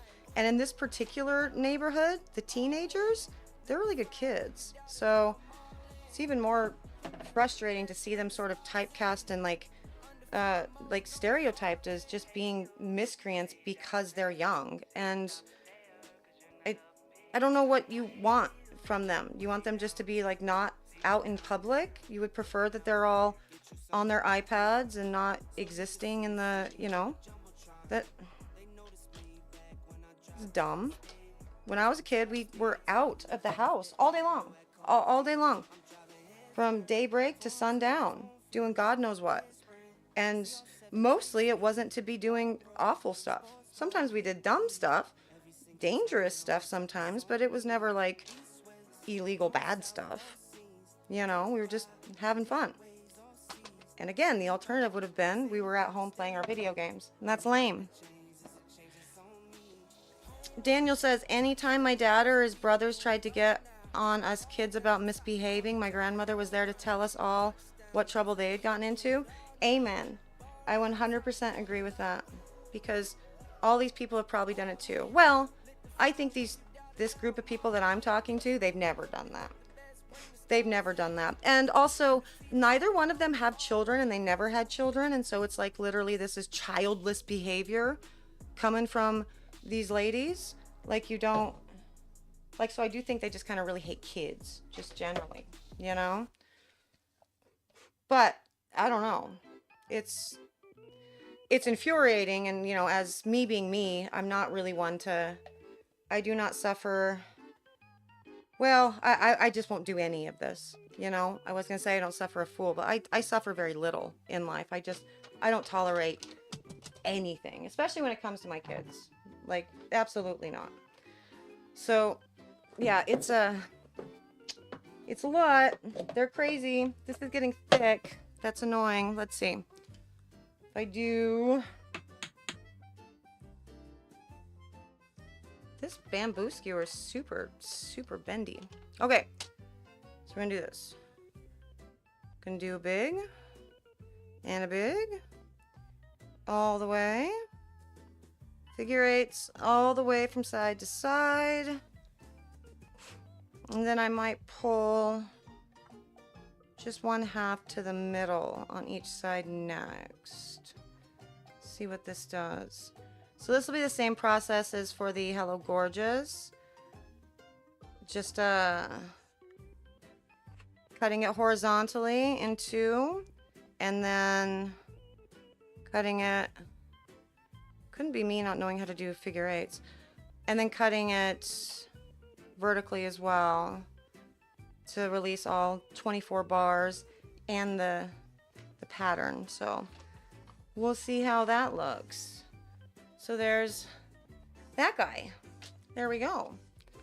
And let's get you in the oven. Gotta go move stuff. Hold on. Sit here. There we go. Okay. Cheer da! The 70s were awesome.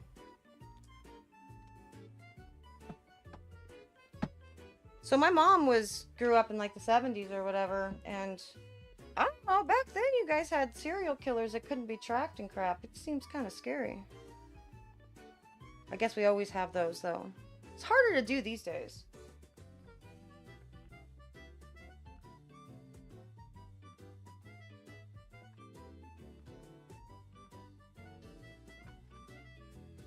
Okay. Put that down there.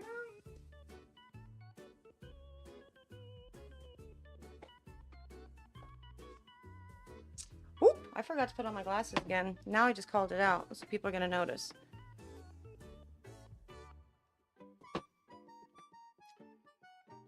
Your parents left you alone because you were out of the house and on your best behavior. Right. Well, that was always the expectation, right? You were going to be a representative of the, you're going to be a representative of the family. And that's, you know, my kids, whenever they leave the house, that's their expectation as well, that you're going to represent this family in the best way. And as far as I know, they mostly do. But also when they do things that somebody might not like, they're things that I'm sort of aware of. You know what I mean?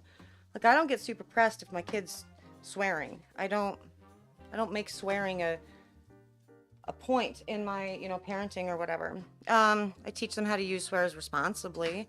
And we don't ever use slurs or use any swears as a slur, but just generally whatever. So if somebody comes to me and is like, "Oh my God, your kid said a swear," I don't care.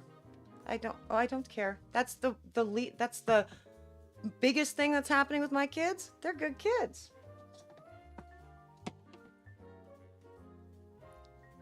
Ugh. Got seniors going on here. That's crazy. That's crazy. Well, and that's a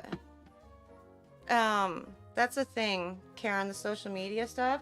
I don't know if kids these days were just taught they weren't taught how to use computers and technology and the internet, because I don't understand why they put all of their miscreant deeds online. Like, my mom taught me, if you don't ever put anything in writing that you don't want to have to defend, right? And I think that's great advice, for sure. But that also translates in the 21st century to don't put it on video, you know? And these kids will just, they'll post videos of them doing like illegal crap, and I just, you had it coming at that point.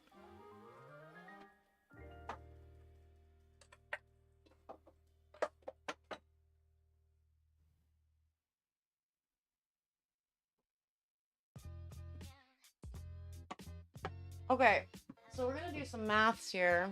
See what we got going on. See, the street lights coming on.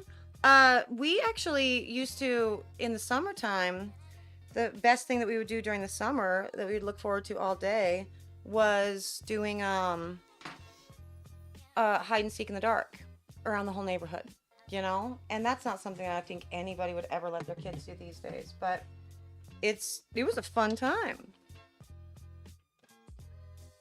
Okay, so let's see how much of this lye solution we have left from the beer,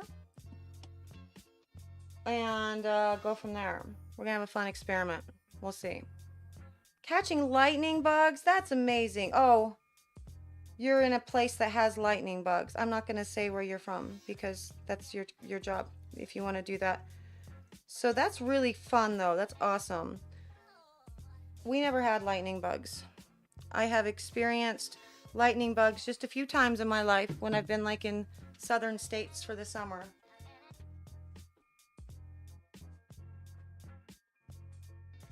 Okay, what are we looking at? I got 22.93, so I'm going to say I got 23 ounces. And 12, 35, 36, 18 ounces. 18 and 36. Yes, 13 ounces. So I need 13 more ounces of a lye solution. Okay.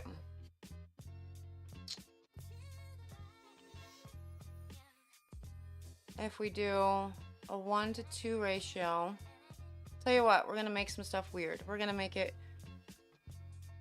really weird. So I need 13 ounces. I have 23 ounces of an existing solution that should be at 1-to-2.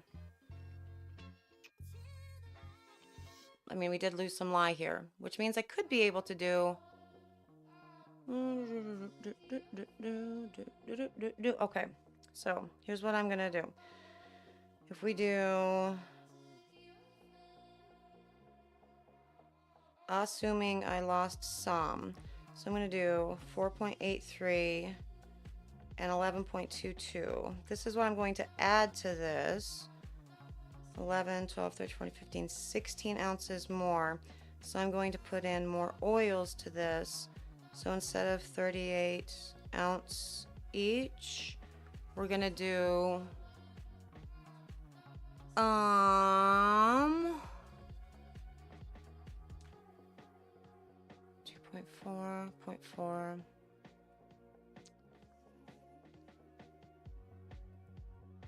Yeah, let's do 80 ounces. We're gonna do 78 ounces because this has a pretty good super fat. So we'll do 78 ounces of oils for this and see if we can work that out. Make sense? Clear as mud. Awesome. Okay.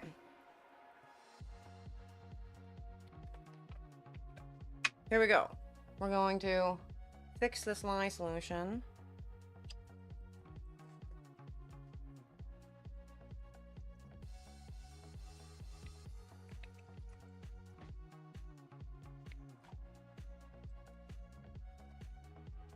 Kind of good enough. Good. Why not?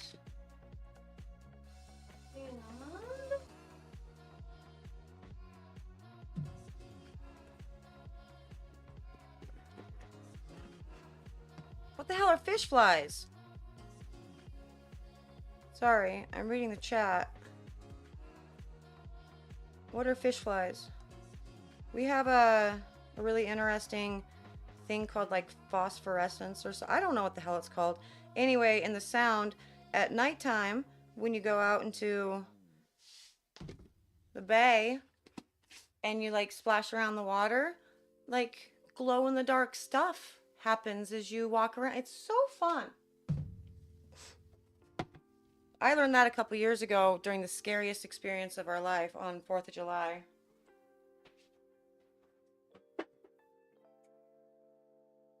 And just finding that made it like the coolest thing ever. Like, it was a really fun ending to the day of really awesome scariness. They had all the little glow in the dark green stuff in the sound. It was crazy. Flies, what? Gnats, what? What are we talking about? Fish flies? What are they? They're ugly flying things, but they're harmless? Yeah. You're gonna have to let us know what the heck that is. Never heard of such a thing. We don't get much mosquitoes up here, but in Colorado, we got a crap ton of them. And I have, I guess, learned that I am now not good with any sort of like mosquito or gnat bite or anything. Because I have to, when I'm outside up here now, I have to have all of the bug off on me. Otherwise, my hands swell like crazy. I mean, there have been videos where my hands have been completely like, they look like they're about to break out of the, it's gross.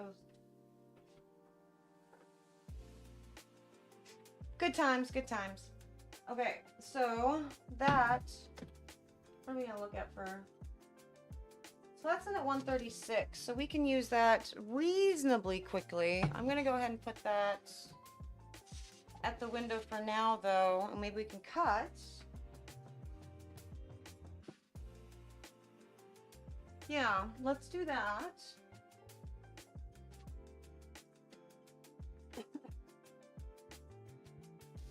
Let's cut the bar from the last time. A mayfly? Oh, I know what mayflies are. Okay. Yeah. Oh. Grew up in New Zealand and moved home. You brought your Kiwi husband and kids. Oh, I bet you guys have the most amazing accents. I love accents. Okay, so this is the one that we did the other day. We're gonna cut it, see what we think of it.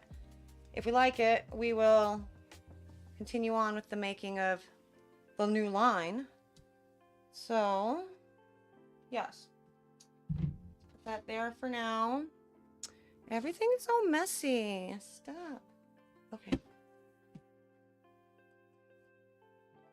Hola!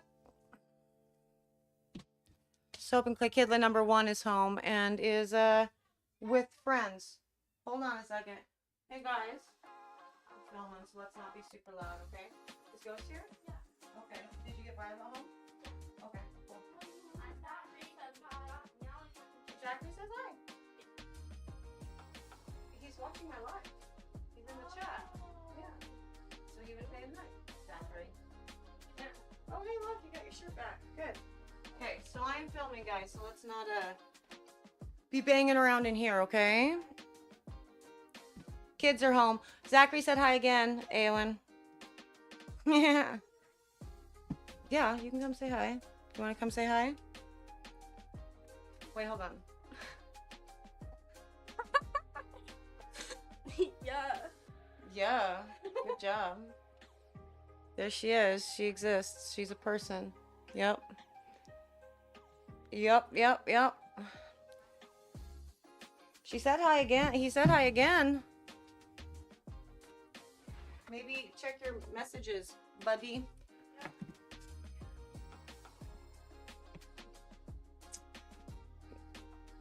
The upper Midwest accent. Charlie Barons are almost Canadian. Accents are so fun. I love everything about accents. They're so cool. I worked really hard to not have an accent. So like I want like a non-regional specific accent because I was raised where you had two things going for you. Just the sort of general small town type vibe. So not really Midwest, not really Southern, but kind of, you know, hillbilly. But then also it was primarily a Mormon community. And so Mormons have their own way of talking as well. And so I worked really hard to get like all of that sort of out of my my speech, but I can fall into it immediately. You know, when I go home and hang out with my friends, I immediately just start talking exactly like that again and have to work at bringing it back to something not that afterwards. Yes, she has gorgeous, gorgeous curls. It's nice that she's finally learning how to do her curls herself, so I don't have to be the one to make her, you know, cry and sweat in the morning. And so she's doing awesome with all of her hair care maintenance. She had a time where I was crazy busy doing all kinds of other stuff, and she said she was taking care of it, and it looks kind of good, but I was a bad mom, I guess is the whole point at that point, because I didn't notice that it ended up getting this massive mat in the back, just right in the back of the head.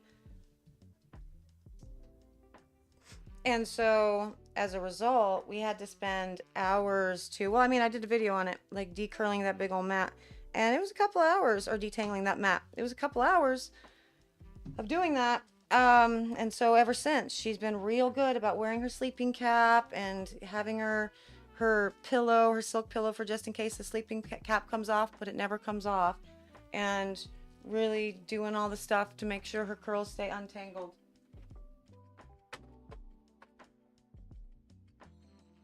So it's very nice. You enjoy Scottish and Irish accents? Yes, Rissa, she has grown. I do too, Miss A. Love Scottish accents, for sure. Okay, so we've got some soaps. It's pretty cute. Ooh, that's kind of fun. I don't know if I like this as much as, you know, when you have a whole bunch of colors in it, though. What do we think? Oh, you bet I like them. You bet I like the accents? Yeah, I'm a fan. Those are really cute. Look, it looks like a little heart there. How close can I get it? You see the heart? There. That's cute. I like that one.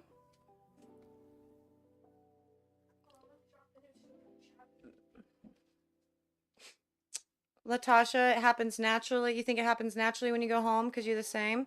Your accent switches like a light when you're around anyone in your family? Yeah, I can understand that too. That makes sense.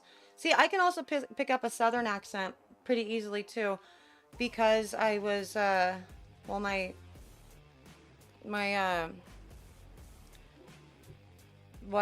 dad or whatever, he's from Vicksburg, and so we would go down and hang out in the South for several weeks during the summertime, and I kind of developed that one too. And so when I'm down there now, I had to really try to not do that when I was in New Orleans most recently, when I went to New Orleans and met up with Kayleen.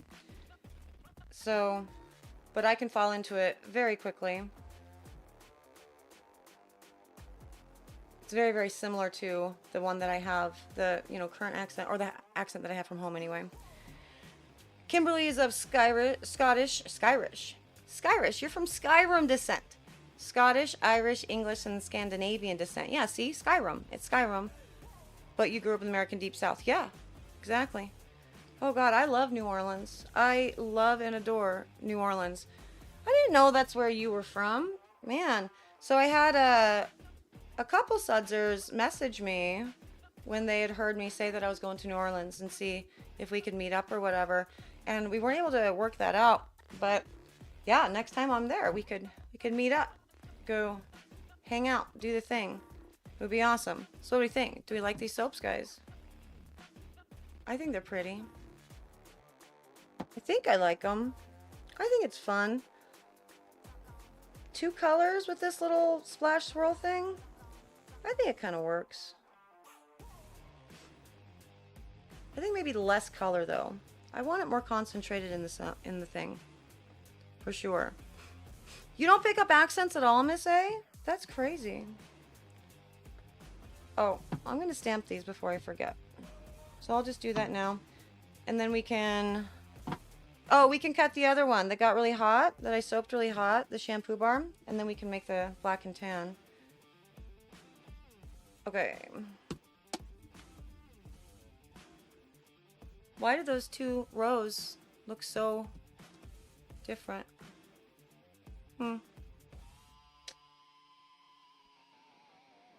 These ones look really big.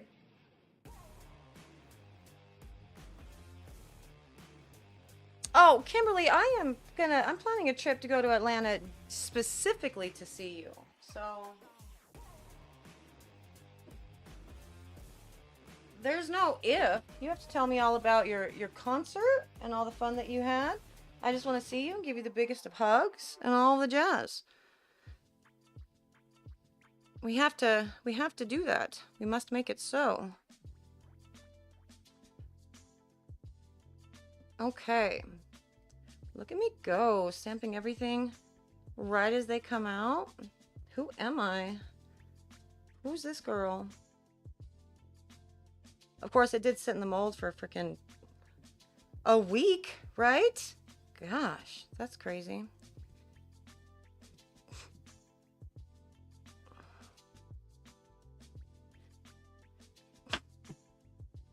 No, I think what I'm ultimately going for with this particular design or line, I think this works out pretty well. I think I'm not mad at it. And I think I don't need to put more colors. I can do just straight white and black one. Yeah, I think this will be nice. I like it. Very, very pretty. For sure. And New Orleans is on your bucket list. Oh, right, because you live in a really cool place that tries to, well, it's cool and it's beautiful and it's awesome, but also it tries to kill you, you know, like, because you're in Australia.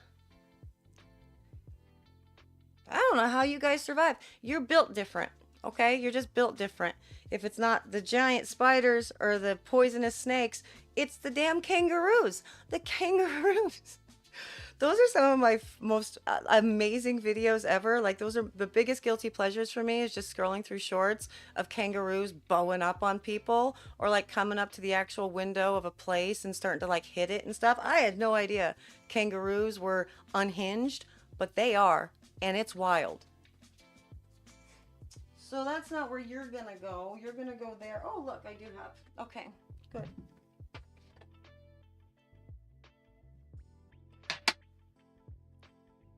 Okay. Put these on here.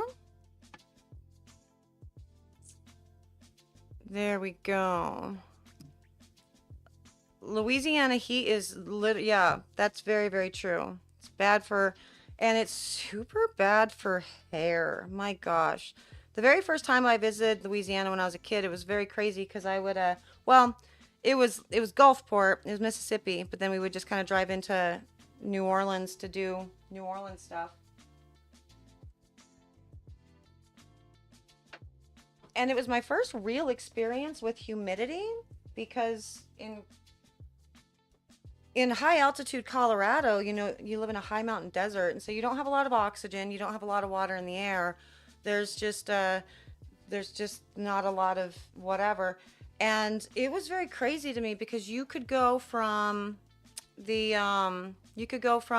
taking a shower, drying off, and then as soon as you left the house, you're just wet again. Like, it's just there, it just sticks to you. That humidity is legit.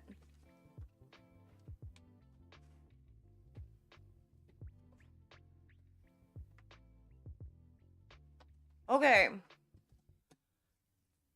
They lost the emo war. Yeah, that's true. Emo. The emos lost a war. They would never. The emo could never. Yes, Aussies are super duper. You stepped on a brown snake last week. You nearly stepped on a brown snake. You could die. You could die. You just go out of the whatever and you could die. I've got some friends that I, you know, like mod for on Twitch or whatever. They don't really do much streaming these days. But they're from Australia, and we were planning on going to Australia to see Ed Sheeran, like last year or the year before, and we were gonna meet up or whatever. And he's like, "Cool, I'm gonna take you out into the bush."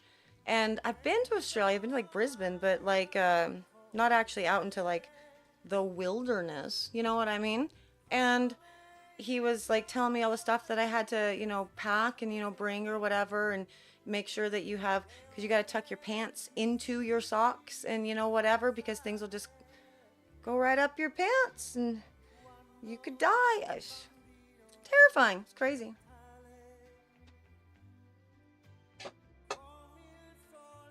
And me, I'm over here with a garden snake, you know, like I'll get a garden snake out around here, or they'll like start growing. I don't know. How do snakes come to be, right? Are they just like underground during the winter time?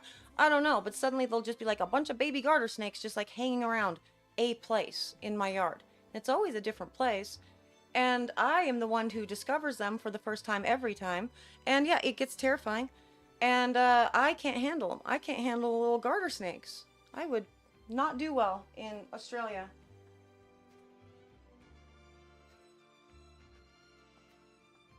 Or I guess I really wouldn't do well anywhere with snakes, I suppose. But the thing is, I have, I grew up in southern Colorado. We had a lot of rattlesnakes, you know? And I'm completely fine with rattlesnakes. Like, I'm not at all worried about them. I mean, I'm obviously worried about them because they'll kill you. But I kind of know how to listen for them and what to do and all the things. So it's like, yeah, I know you're going to see a rattlesnake when you're out, you know, walking the desert or whatever. And it just is, you know? But I don't know, every other snake freaks me out. Okay, so this is the one that overheated, right? And we got some cracks, some holes from the overheating, but we have to trim this piece off. So I think we're gonna have enough to fill in these holes from the overheating. So let's see what we got going on here. Oh my gosh, how beautiful is that? So that's crazy, right? We had soaped it super duper hot. It definitely did its, you know, volcano thing in the middle. And look at that coloring. Can you see? I feel like the lighting is crap. Can you see that? It looks like a piece of wood or something. That's really fun. Yeah. How's it going, Shell? You have copperheads that climb trees? That's crazy. Snakes shouldn't be allowed to do that. Holy crap. That's nuts. Yes, this is what I'm saying. It looks really awesome, right? I want to see how many of these look like that. Probably just the first couple, because that's where the heating really became an issue. Sometimes soaps do interesting things. I posted a picture, you know, once in the Discord or whatever of a soap that had just had this crazy ring around it that I expected it to be the scent, and it was all going to discolor to that same, you know, color. Like here, you also have the rings around it, but it should discolor, but same time, I don't know. This is sort of looking like one that might not. And that one that I'd posted in the Discord, yeah, it never did discolor. It was crazy. So these are the shampoo bars, type 3s. We soaped pretty hot cha-cha-cha. Cut that back a little bit. Calm down, buddy. Okay. And ooh, garage door just went up. That's amazing. That looks really cool. God, you had all the snakes, Daniel. Overall, rattlesnake populations are getting quieter because of big rattlesnake hunts. Daniel, that sounds terrifying. And Miss A, just keep living in Michigan. If you don't have deadly things, then you know there are less things that can kill you. And that's mostly the case where I grew up, because it was kind of just too damn cold for any like thing that would be potentially deadly or whatever to want to make its home there. But I mean, like obviously there's bears and wolves and stuff, but they don't really mess with you. Other things, and you can see them from a long ways away, you know? Okay, so that one looks good. No issues with that. We have another piece here. We definitely need some cleanup for a lot of these bars. Gosh, that's so pretty. That kind of looks like a snake now. Maybe I'm just thinking snake. Whew. No. Crazy.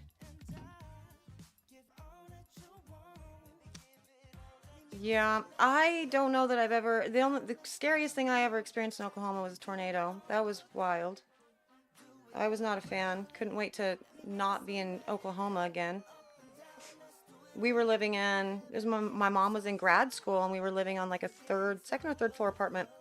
I think it was third floor. And I was there with her while she was at grad school at OSU.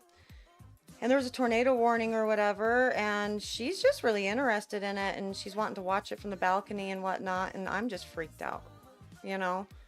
I'm on the third floor, bathtub, all of the things, not having a good time, and it just kind of passed, like, you could see it. Like, you could see the passing of it. It was super wild. Okay.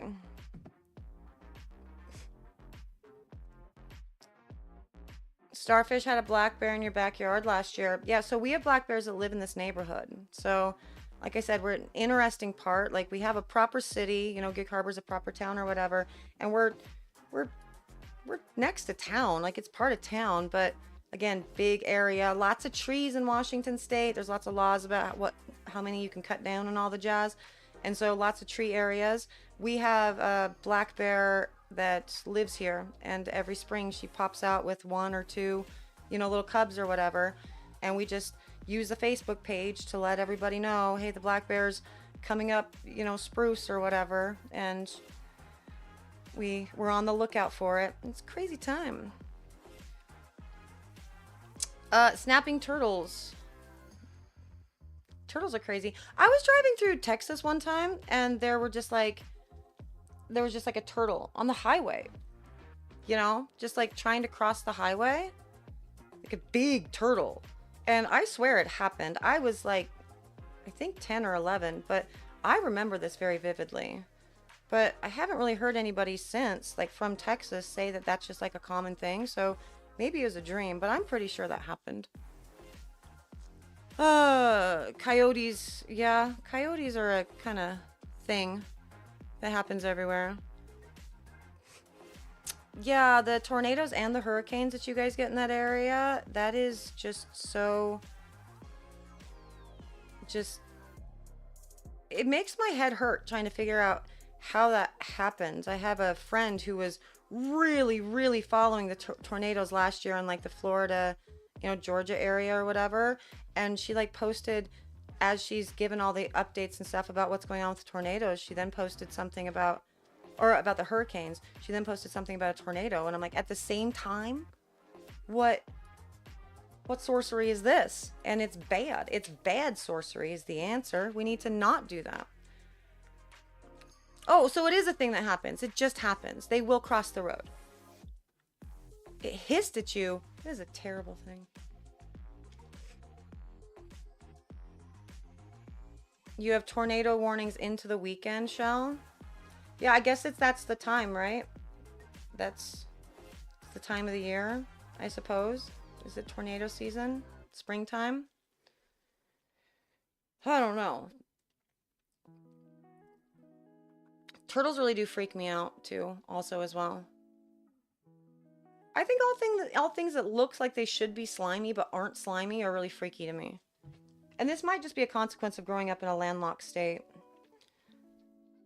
Because, you know, whatever. No exposure to animals of any real note. Although my grandma had a tarantula. Every year she'd go get a new tarantula for a pet in her classroom. And we'd have to go out into the prairie and find a new tarantula and get it in the cage. So her first graders had something to take care of. That was a fun time. Yeah, well, I hope you guys don't get any tornadoes. I hope it all fizzles out by the time it does whatever. I don't understand weather. I have a friend who actually went to go be a weatherman, and I love him. He's very awesome. But anytime I ask him a question about how weather works, he starts answering, and then I kind of realize that I don't really need to know, you know? And I regretted the decision to ask him a question, and so I mostly sort of tune out and then ask him about his band instead to get him off that subject. He's an awesome drummer. He drums like the Mars Volta. He's very, very impressive. Yep. So slippery and slimy creatures are, I don't know, they're all gross. Starting to sound like I don't like animals at all. I like animals. I like and respect all animals. They can exist and do their things, and there's probably a use for every single one of them. There's a reason why they exist. Except for snakes. I don't understand the point of snakes. Genuinely don't get it. And somebody's gonna say mice or whatever. And it's like, well, cats eat mice too. You know? But whatever. But they can all exist. Just don't do it on my property. You know? There's a whole forest back there. Go out into there instead. But yeah, we only ended up with a couple of these bars that had the look to it. Yeah, we just have one cut off and then this one that has the pretty little pattern on it. That's a bummer. Cute though, right?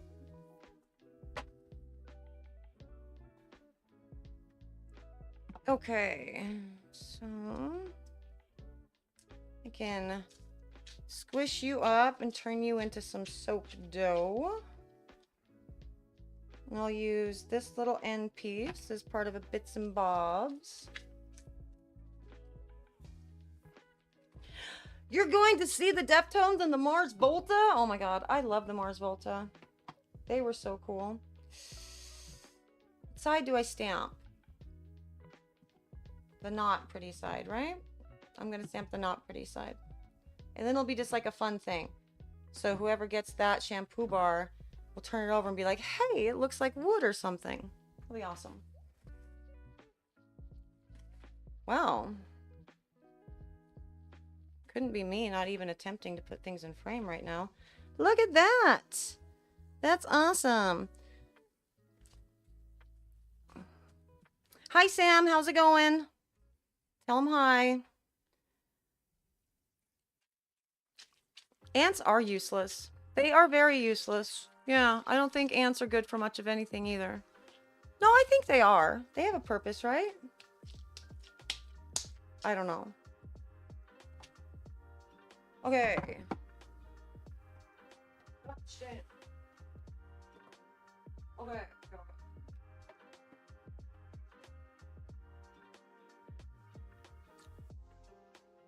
Oh, do. He's still giggling. That's awesome. It's like, hey, my name was said on the TV thing. Sam, you're famous.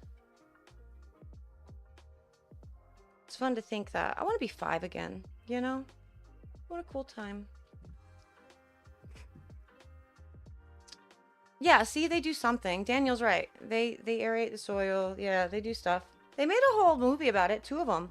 One was called Ants and one was called A Bug's Life. They're important, you know? Pretend it's a seed, but it's a rock. Never mind. Yes, in case you're wondering, did I just?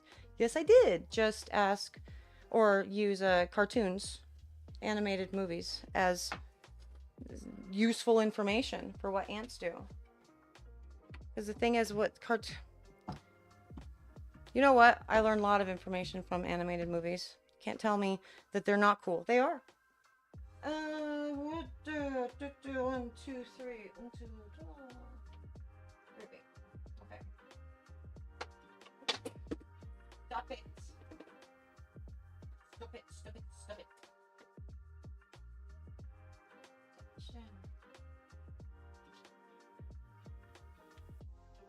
Okay.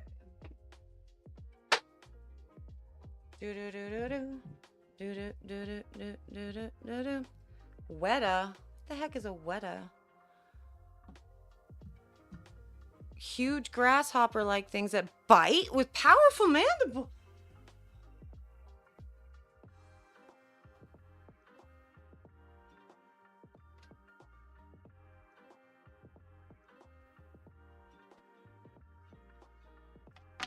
I swear. Sometimes I wonder how humanity survived. Because if you think about it, there's obviously there's more bugs and, birds also. Birds freak me out. But there's more of them than there are of us by a factor of all of the factors. So it's just crazy that we continue to exist and we just aren't killed all of the time. Well, I mean, people do die from these things, but not like the entirety of population being wiped out. Nuts. Okay, where do I put you? Where are the sample things? I need to take them to the shop. Oh, yes. And a piece of container. Okay, and you with soap dough. All right, put this away.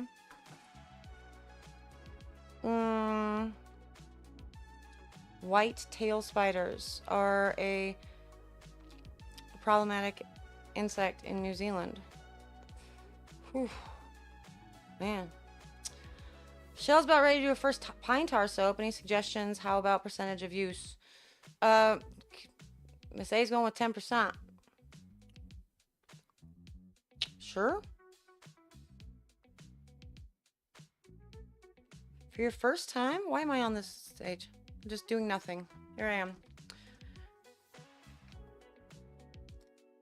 Box. Oh, there it is. Oh.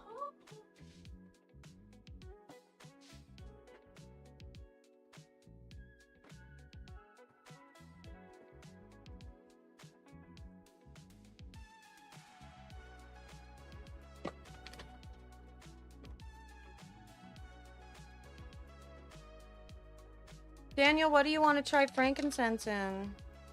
Frankincense is an amazing essential oil, but you know, it's expensive.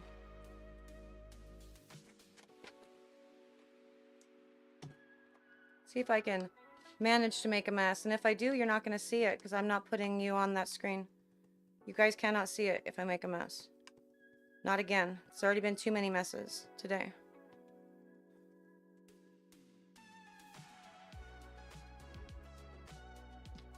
Okay. There we go.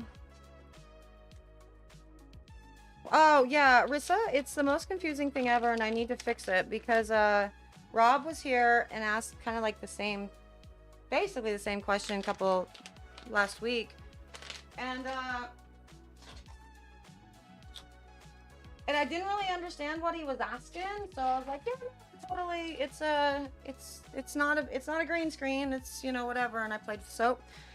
But then I got it. It's the backdrop. It's a backdrop. So they're not up against a bookcase. It's not a backdrop for like, well, it kind of is a backdrop for filming purposes, I suppose, but it's because there's another row of stuff back behind.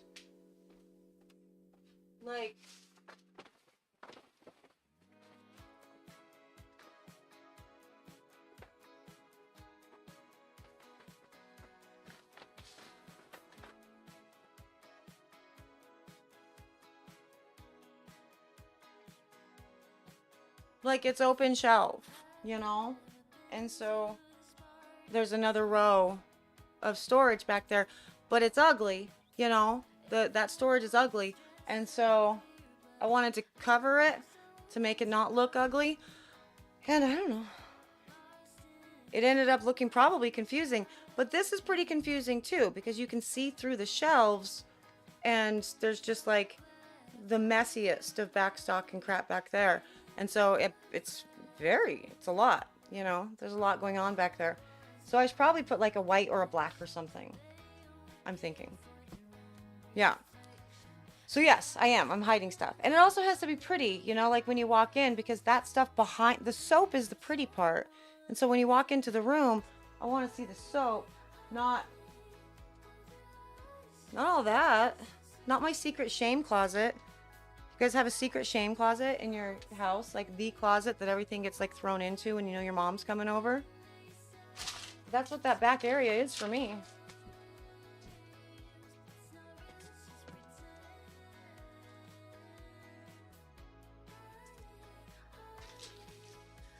So you're going to use the actual frankincense sap. Frankincense is usually pretty sticky. It's very resinous. So you're going to put it in soap. I love frankincense. I prefer it in cosmetics, but if you're going to make soap, you could totally make something like a hair bar or a face bar with the frankincense, it would be delightful, for sure. Trash can, what an idea. Okay, can we do one more? I think we're gonna do that black and tan and see what happens, guys. You want to do that? With the changing of the whatever, since it got kind of weird.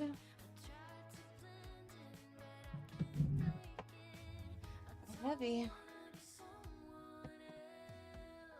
Okay, so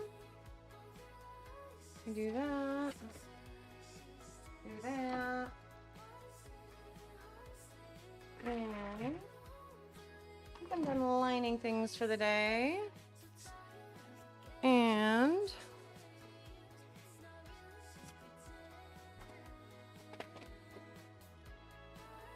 yeah.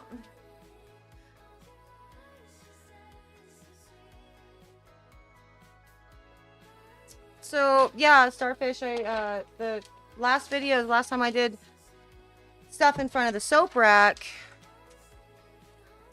it was not, you know, that was not a background, and it didn't have a background on it at all. It was in front of, it was just up against a wall. But that particular area got really humid. It was heated by a gas little heater. And as a result, it would, the walls would kind of start weeping behind it. And so it would look really weird from video to video. Okay, how about you work?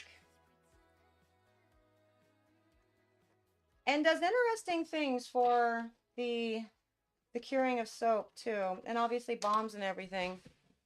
Like, if you cannot stabilize your humidity in your studio or wherever it is that you are, well, not necessarily soaping, but certainly storing your soap, you're going to end up probably wasting a whole lot of product, because stuff can get really, really strange. And so I highly recommend that even if you're not able to soap in a humidity controlled environment, try to store it in a humidity controlled environment, because just turning on that heater would get really crazy. The humidity would go crazy right away, and we had exhaust fans and different humidifiers and stuff, dehumidifiers running. Didn't really help much. So definitely get into a place where the humidity temperature is, or level is, consistent, and, you know, preferably heat. The temperature overall stays consistent would be my recommendation. Okay.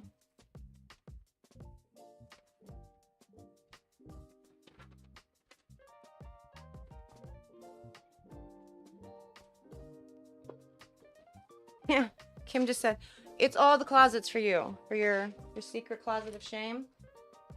Yeah. Oh, well, I mean, since we've been building the house or whatever, because I am a very organized person, and I like everything, you know, a place for everything in its place, all that jazz. Living through a remodel, it makes it really difficult to do. Well, a remodel and an addition, right? Because essentially when we bought this house wasn't, we had already outgrown the house, but we knew that we were going to make it bigger. And so the closets weren't great, and there wasn't a lot of good storage. And so kind of making everything a cluttered mess really wore on my mental.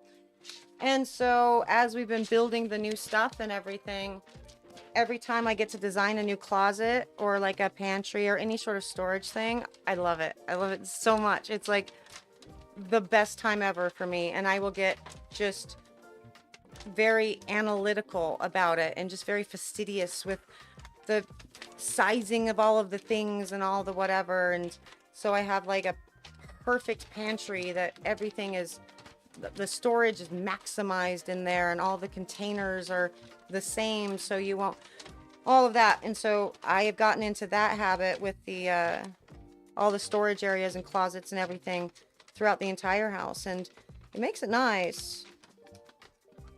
But that's because we built it all to spec, you know? When we didn't have good closets, like we built it all to my needs. When we didn't have good closets, yeah, they were always a disaster. Coat closet served as coats plus cleaning stuff plus, you know, whatever else you threw on the floor in there and forgot about until you open the closet again, but you don't need it again right now, so you just continue to forget about it because it's not in front of you. And, you know, different closets within bedrooms became just big old messes. It's crazy. You have silicone liners for all your molds? Yep, not me. Not me, buddy. Since Mr. Soap and Clay did custom size molds, I don't have silicone liner. This particular one is lined with silicone though. Wait. So I've got some weird ones. I don't even know that I've shown you guys.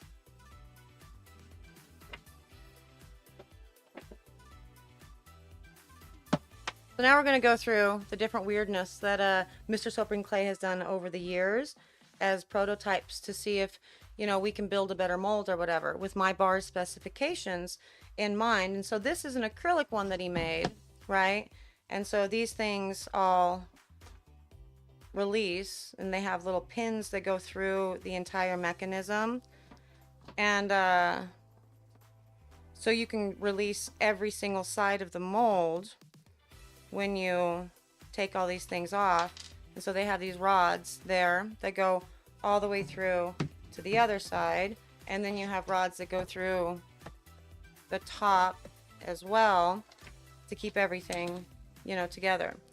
And so this one was to see if I could just stop lining molds in totality, and it works pretty all right. But the problem with this one is unless you're gonna like treat the edges with something that's not gonna saponify the inside, it's kind of a bare to release, and so you end up, even if it's, you know, fully cured or whatever, you're mostly just still gonna have to freeze it in order to get it out of the mold, or these things will stick pretty badly. So that wasn't the best one. What's up, baby? Tonight? You have a sleepover with Callan tomorrow. Okay, well, pack your stuff. I suppose you can do that. Yeah.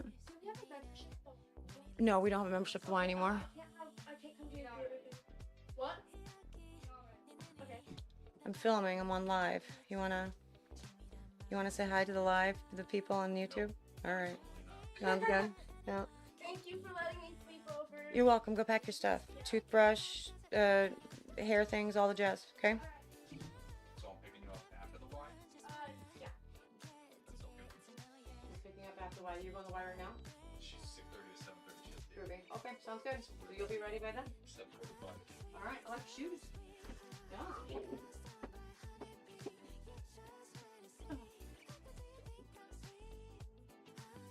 Okay. Sorry. Well, that was not Mr. Miss A. That was one of the kiddos, one of A1's friends' dads. It's a never ending. Like, even coming to the, you know, back home and doing all this stuff, it's still a revolving door. There's always people around. So this one actually is another thing that we tried to do with the, to not have to line. And so this is that silicone, silicone cutting mats, right? And so we took them and glued them in to the thing, and it works okay, but again, same problem with the expansion of the soap and the whatever. Realistically, you still kind of have to freeze it to get it out, and even when you do, it's still just beating the crap out of it over and over again to get them out. So this wasn't the best one either, you know. And also it shrunk because obviously these are measurements for my mold, but then we put in extra, you know, little bit on each side. And so the bars were a little bit, well, they weren't as wide as a result. So there was that. And then, oh, we did another one.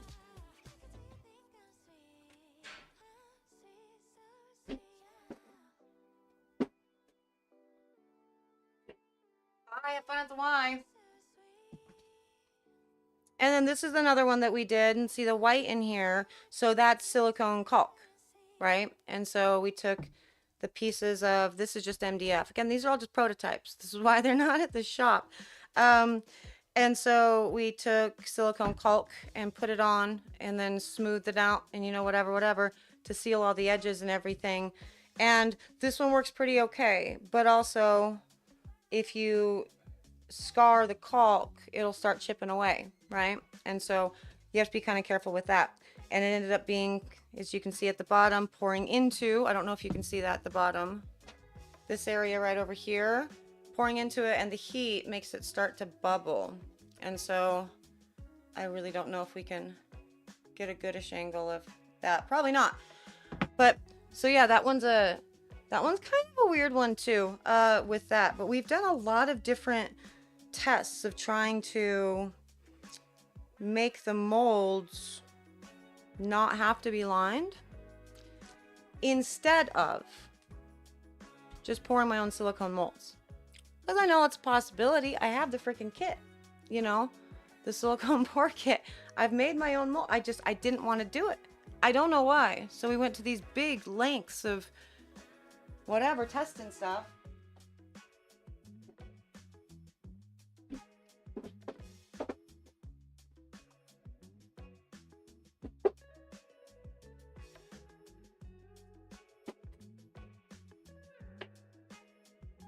And ultimately, for quick turnaround time, the easiest thing for us to do is to just line everything with paper anyway, because even if the soap isn't fully cured up, but it's been in there for a couple hours, you can just lift the whole paper out and set it to the side and reline the mold.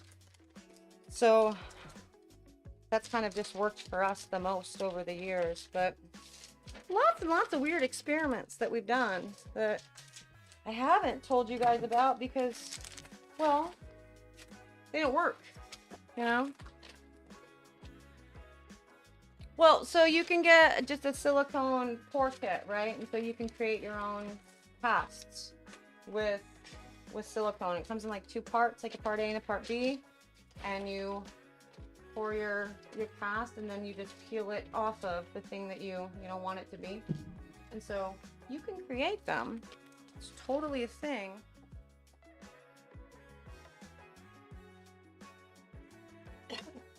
Oh, excuse me. Okay, so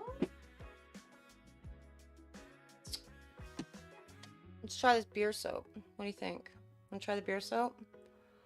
Let's do that. Got this. Need to get my beer scents.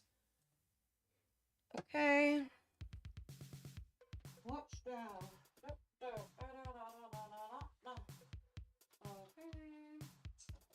Okay. And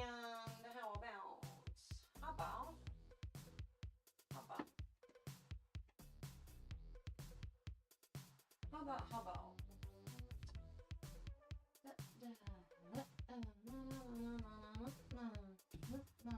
what do we got here?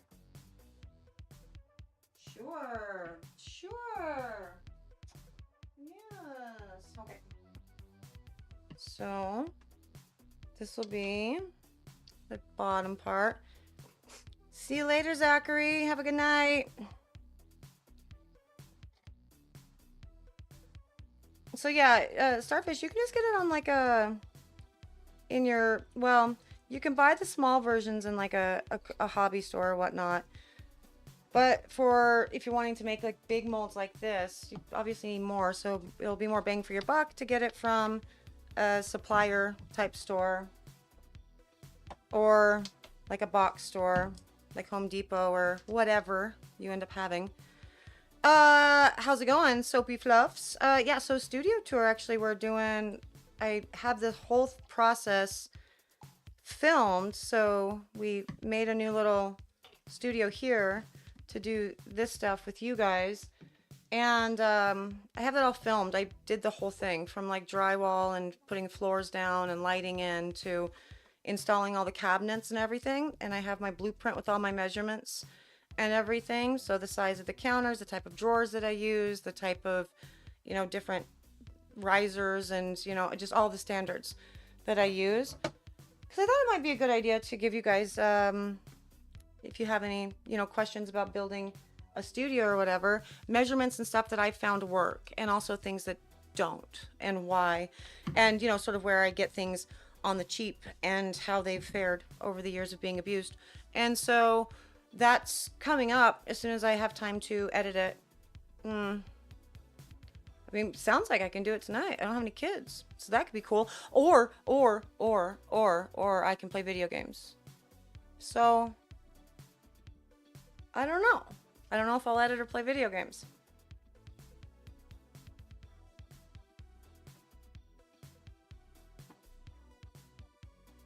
Okay, why did I put my thing away when I still need more of it? Okay.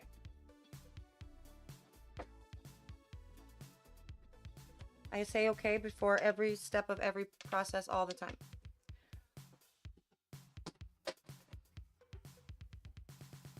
Okay, so we decided we were going to do 78 ounces in total for this one, right? Since I increased the lye, did some weird, fast, dirty, probably inaccurate maths, because that's just how I'm going to roll today. 40, 50, 60, 78. So the next one will be 38, 38. Yep, okay.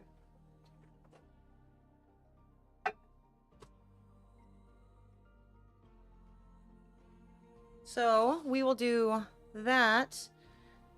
And yeah, see, I agree. Look at that, the video games. It's awesome. Ugh. Oh, it's so nice of you to say. Stop it. Stop it. You're being too nice.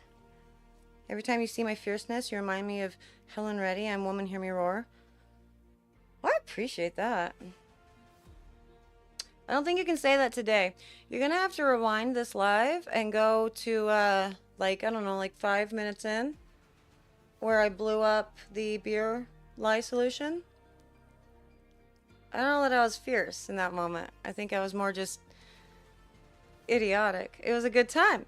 Yeah, it looks like the kidlets are gonna be away. They're packing up to go sleepovers and all the things. So they don't have school tomorrow. So they have, I guess, sleepover tonight, but they're already doing sleepover tomorrow night, or one of them is. I think both of them are doing sleepover tomorrow night. Crazy, crazy, crazy. But you remember the first Atari parrot squawk. Oh my gosh. Oh my gosh. I mean, I think I remember the first Atari and that my uncle had one, right? But I was like a Nintendo, like an SNES kid. That's like, that was my first thing.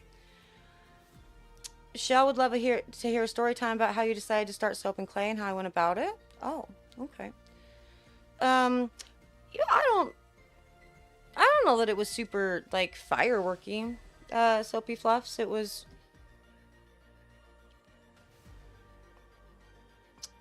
a mess. It was oily. It still smells like pot too. There's something in this beer. It's just an ale. Bifrost Winter Ale. Citrus, earthy hop character, balanced by smooth malt backbone. 8.3 unfiltered and may contain sediment. 8.3 ounces of alcohol by volume.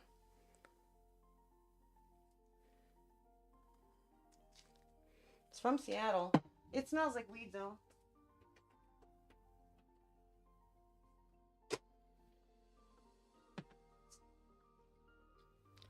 Well, I mean, for the story time about how I, you know, started the business or whatever, I think I've told it before. I've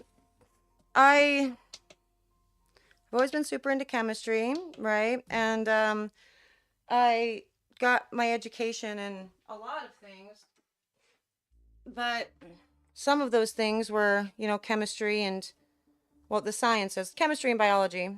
Mostly chemistry. I was planning on going to medical school, and I didn't do that. Freaked me out. And so I went back and got more education and got degrees in English literature and psychology. And then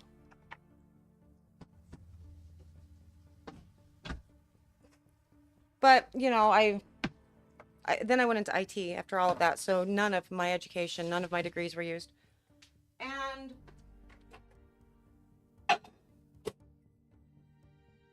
but my mind's always been really like scientifically based or whatever. And I started the business because my grandmother was like this. I spent a ton of time with my grandmother growing up. She's an incredibly important person in my life. And she was the one that we did all the things with. And so it was like hobby stuff. She'd always be doing new art things and new whatever all the time.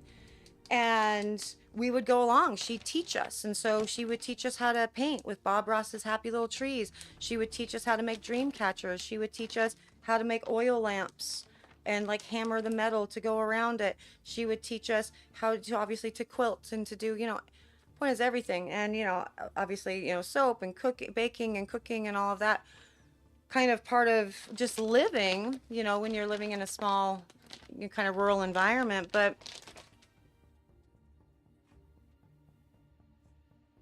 I also got this desire to always like know how stuff works and, figure things out and whatever from my grandma too. And she really encouraged that because it's an important skill to have in life and to have curiosity about everything you do. And so that was a very important part of me and her. And she died. And that sucked a lot. It was incredibly hard. And it was hard on me. It was hard on my brother. It was hard on my mother. But we were all kind of grieving sort of separately with it. And my mom, while my grandma was going through her stuff, because she died of dementia. And so my mom was like the primary caregiver. And she was a rock star through it all. She was still doing her job. And then also my mom was, my dad is a university president. And so he was the university president at that time. And so she had responsibilities in addition to her job and her career. She also had to be, the president's wife and do all the stuff for the university. And as well as take care of my grandparents. And during that time, she had taken up, she started taking a couple classes at the university for clay, for pottery. And she did this really fun stuff, and that was sort of her way of healing, right, with what was going on. And my way of healing was sort of making the soap and doing the things. And my brother's way of healing was sort of burying it all down deep and working. And so Webman, was working on building his business and doing all the stuff. And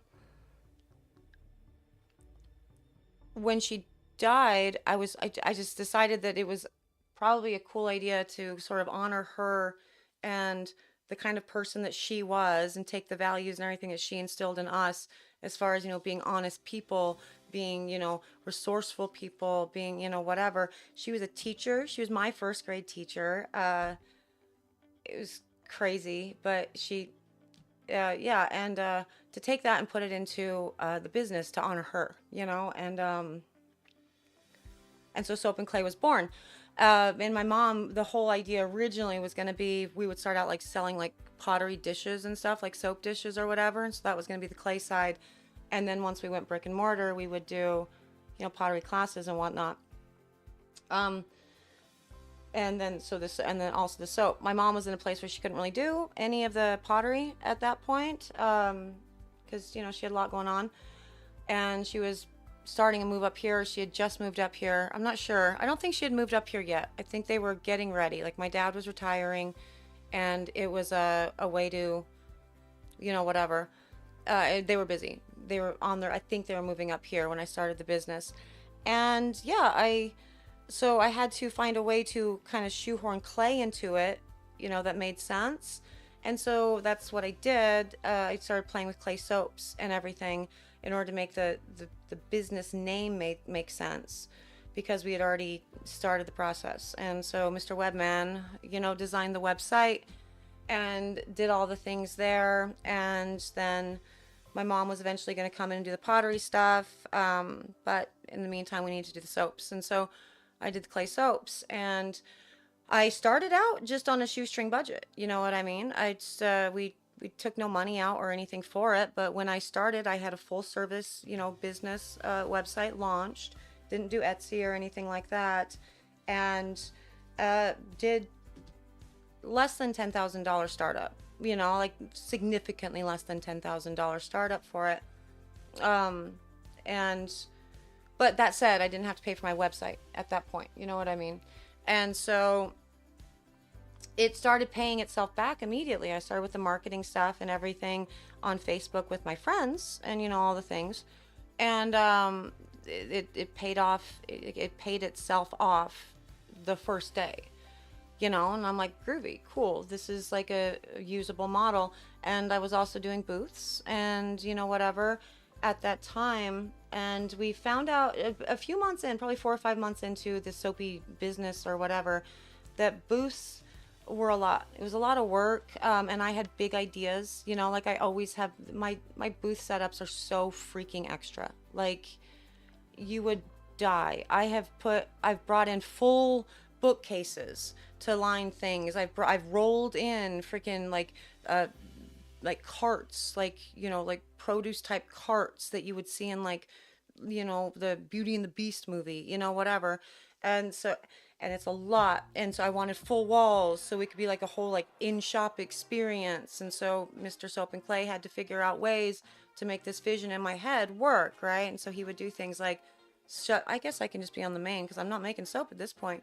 But I could do, we would do like full walls that would fold down so they could still get into the back of an SUV or in the back of a pickup, you know, whatever. And it was a lot, the setup and the takedown, because you guys know how it is for like all of the people who do, you know, booths or whatever. You get less than an hour to set up, less than an hour to take down. It's a lot. And one day we were at this place doing a multi-day event, and Mr. Soap and Clay was kind of walking around the facility. And for those of you who know the area that I'm in, the Pacific Northwest, we were in a place called Freight House Square, and he was walking around looking for food or something, and he comes back and he was like, there are spaces for rent up there for like $400. Why don't we just make this like a thing? And I'm like, oh, okay. But I didn't want to run a shop. You know what I mean? It was really boring to me, the idea of just like sitting at a shop all day. So I was like, okay, well, I'll do that, but I want to be able to like make on site. And so we built the studio out to spec that so I could be making. And effectively, I was making in the window, like I'm a mannequin, and I had everything closed off to the public. Like you couldn't get into the window area, you know, whatever. And I would leave and close to get customer, whatever. And I became more relaxed with it as I started getting, you know, better insurance and a better understanding about what I needed to do in a business environment within a brick and mortar to be teaching classes and everything. And I didn't last long at Freight House. It was a really crappy place. Freight House is a terrible, terrible place, like just across the board. The people that own Freight House, they're not upkeeping this really awesome building. It's very sad. But anyway, I left that pretty quickly. I think I maybe had 6 months there, maybe. And I moved into a big shop on 6th Avenue in Tacoma. And it was around 3,700 square feet. And at the time, I was sharing it with one of my friends who was also at Freight House. And I had met her through that. And she wanted to get out of Freight House too, because it was like a really kind of shitty environment. And so we went halvesies, right? And we signed a 3-year lease. And half of it was going to be hers. She sold clothing.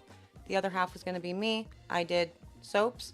And again, it's a lot of space. You know, it's 3,700 square feet. Half of that's mine. But soap doesn't take up much room, right? And so again, I'm like, cool. Well, instead of just making here, I'm going to do classes here. I have the, you know, the space to do it. And this was not being done. This wasn't being done anywhere at the time. And so it was a huge draw.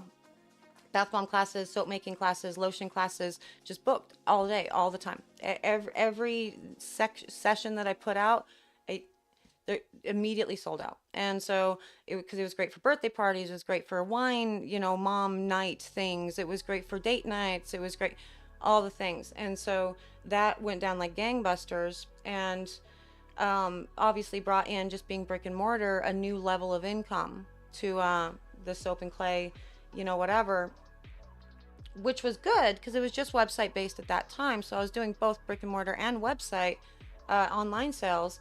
And so it was good, but at the same time, it had to, right? Because my overhead was now $10,000 a month just to cover my rent and, you know, all the stuff, right? And so it needed to make money that I otherwise wouldn't have had to. I wouldn't have needed to make that much money if I'm just a website, you know? So I kicked it into gear, and I made sure that it was, you know, whatever. And then my friend, she closed down her shop a few months in. I don't think she lasted the year. I think maybe she lasted maybe 6 months.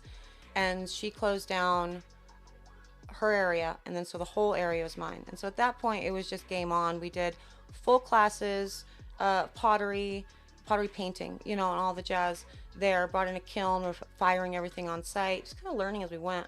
Because again, we had to, because now we have 3,700 square feet. It's all ours. Got to figure out what to do with it. And so we did all that, and then COVID happened, and COVID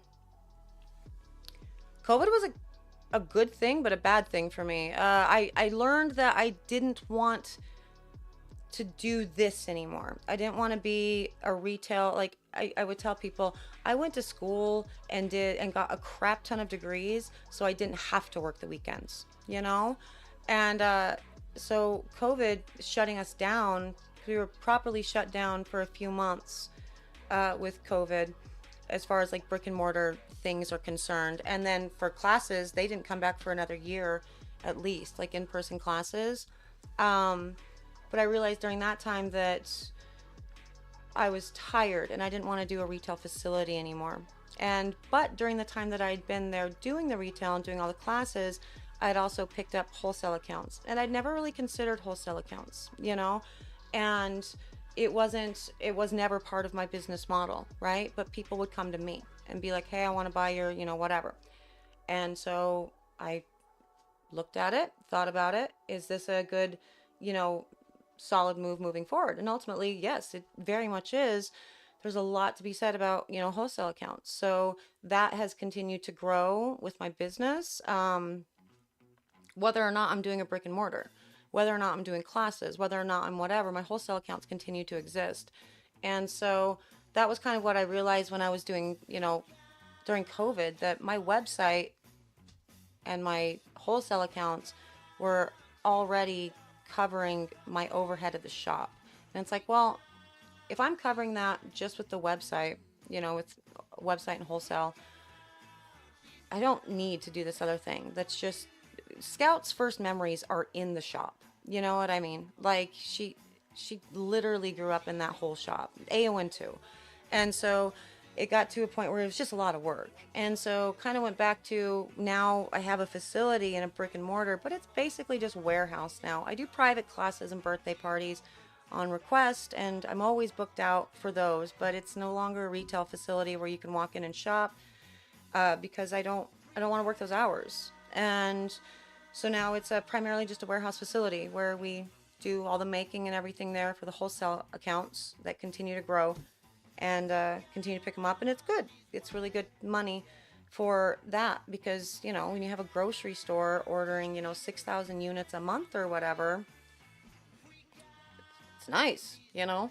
And so that's kind of how this all came to be. But as early as I could, I knew that I wanted to teach. And so that's ultimately how this channel came to be, because Soap and Clay got shut down during COVID, and so I wasn't able to teach. And actually interacting with people is, well, it's like I said in my first video, that's my self-care. That's what I do, you know, in order to feel normal and human. And I genuinely do not feel normal or human when I'm not interacting with people.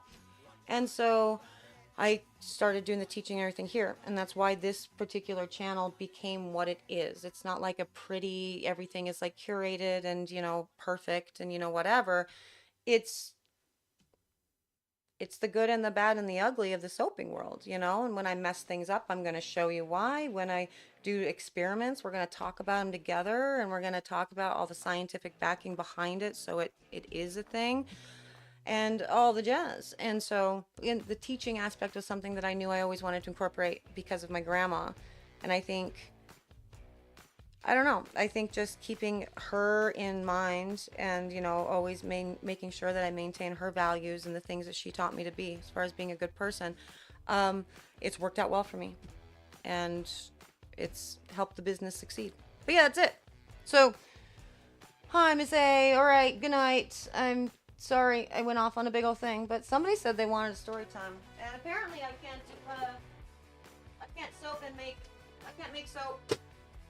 make soap and talk at the same time. At least maybe not when it's talking about my grandma. But yeah, so it's worked out really well for me to be able to do that and have. It's like every day I get to think about my grandma. You know what I mean? And I think about my grandma every day anyway. And so this way I get to do it, you know, and not be sad. And so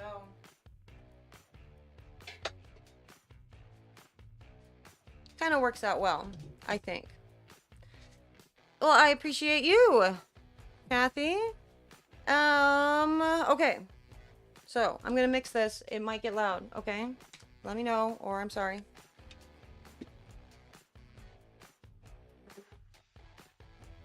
Oh, I love that, Eliza. I'm glad that you're doing that. I'm glad that you like the melt and pour recipes too. Yeah, I highly recommend making your own melt and pour recipes. Seriously, it's way cheaper. It's crazy how much people charge for melt and pour bases these days. And you can control what goes into it. So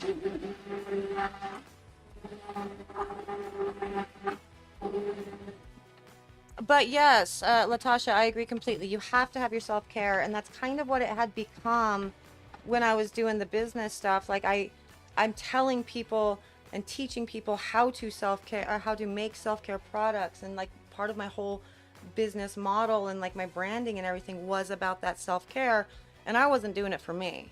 You know, I was working myself just way too much. And even like when you guys met me in 2020, I'm still working myself way too much. I'm still doing it now, but I'm doing it in a way that doesn't require me to be at a certain place for a certain amount of hours, you know, just so I can keep up retail, whatever. So I can do it at 4 o'clock in the morning. I can do it at 2 o'clock in the afternoon. I can do it at midnight when I have time, and then I can still do, you know, stuff with my family and be there for them, so I can still volunteer and, you know, do all the stuff with them at the school and part of their activities and everything. And it makes it a lot harder to do that, to even pick up your kids from school when you're running retail hours, you know.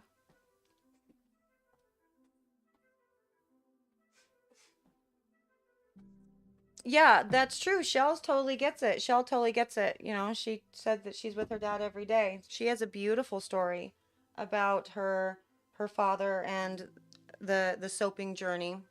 And it's absolutely lovely that Shell gets to be with her dad all the time as well. A clear melt and pour recipe. So I have a couple of them on the channel, fully clear. You should be able to find those in the melt and pour or the hot process recipes playlist. One of those. Okay, I didn't even check the temperature on this lye. We're gonna see what we do with this.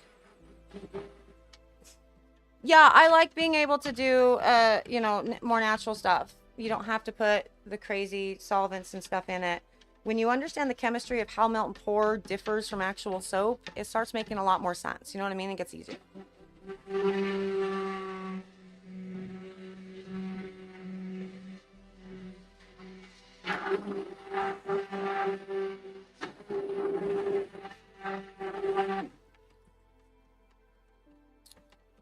Yeah, so the thing that was an absolute pain was finding a good preservative that didn't use sodium benzoate or benzoates.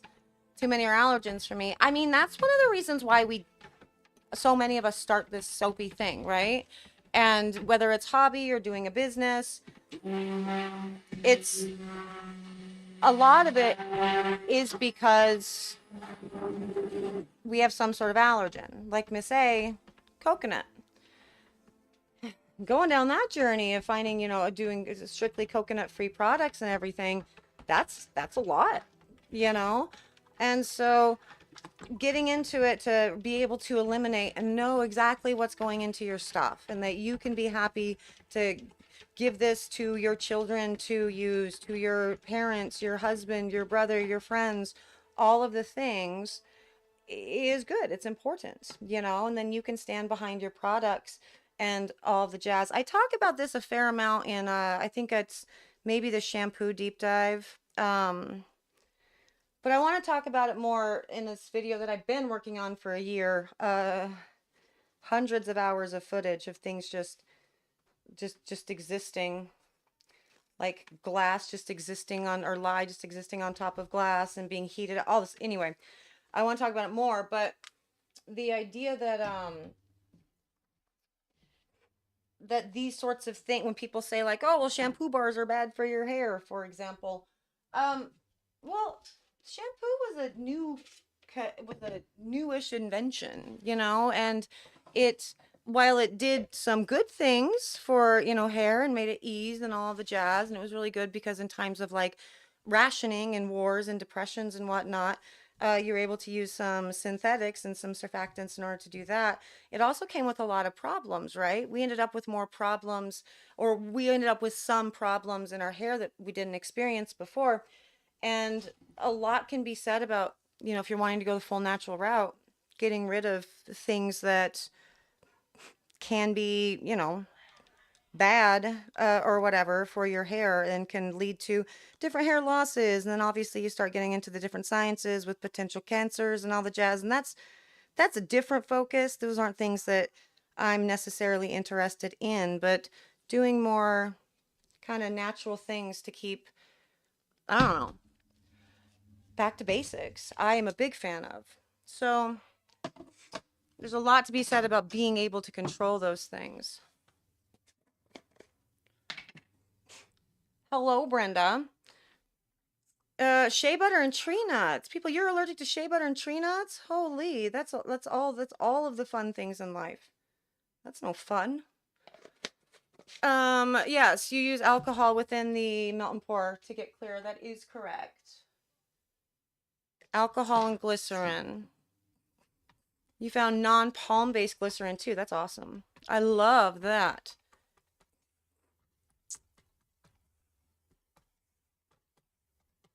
Peepla says that they have a video of one of their soaps shortly after their mom went to glory. I'm so sorry.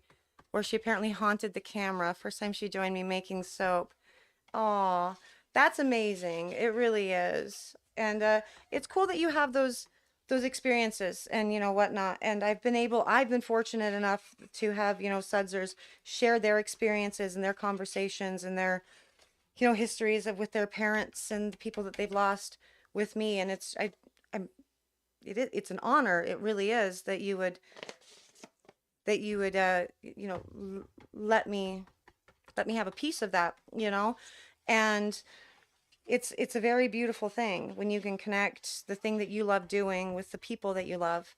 And I know like JJ had an instance with one of her kitties, like, and her mom, when she was doing her angel cat, you know, series or whatever. I think we did it on the channel for a Project Soapway thing that I wasn't expecting. And like that's the same thing. Like one of the beauties about the Project Soapway challenges, I'm not expecting to like, and I guess I always should have been, but I'm not expecting to like cry, you know, when I go to review footage. But you guys start talking about how you started your soaping journey and what this means for you and your people and your life. And yeah, I get these beautiful stories. It's how I know about Shell and her dad. And then when it's the people behind these businesses are what matter, you know. And I think I said at the end of today's video that I put out, you know, we need to start focusing more on small business and whatever, and Amazon will survive without my money, but other places may not. And that's true. And yes, you know, people that work at Amazon, they're also people or whatever, but the people that own Amazon and the shareholders and everything, it's not the same thing as like a small business person who started this business, you know, with their dad and with their dad's encouragement and, you know, helping out with all of the building and the accounting and all of the things, or because they want to honor the legacy of their mother or their grandmother, or because they want to have something to do and to make for their child who has incredible allergies and all of the, it's a little bit different. And those are the stories, those are the things that really humanize you and make you something other than a business. And the small businesses of the world, most of them have those stories. There's a reason why people went into these businesses. And so those things should always be honored and pointed out and respected and cherished whenever somebody is willing and has a desire to share that information. I think it's beautiful. Okay, will you stay there for right now? Like that? Yeah. I'm gonna pull you aside a little bit more. Create kind of a textured area there for the black. Can I pull it more up on the side? Yes. Oh, well, how far can I go? This batter's getting thick. I love it. Can move it up super far. 10 out of 10. Okay. Oh, well, JJ, don't cry. I love you, friend. Love the shit out of you. You're someone who has shared all kinds of stuff with me. I mean, I won't share the stuff that hasn't been shared publicly, but I've shared stuff with you too. And you became one of my people. You're my person in this fun little sister wives cult thing we have going on. It's not a cult. Leave it alone. Yes, small businesses do make a huge impact on the communities. Your micro communities, when the world is going crazy and you have no idea which way is up, focus on your micro communities. You know, these are the things that you can make the biggest impact on. And so the things in your neighborhood, the things in your industry, the things in, you know, the small businesses that you can support in everything. Because you can't control what's going on with the world, but you can help the micro area around you seem less scary and insane, I think. Okay. You started out life studying to be a painter with an old school apprenticeship to a master's of arts, but painting doesn't earn anything, and I learned that I can play with soap and pigments and that sells. That's very true. And then you can use painting as your hobby. And it's good that it's unfortunate that that is the case, but it's good that you realize that, because yeah, no, painters and artists generally, no, they're not paid what they deserve.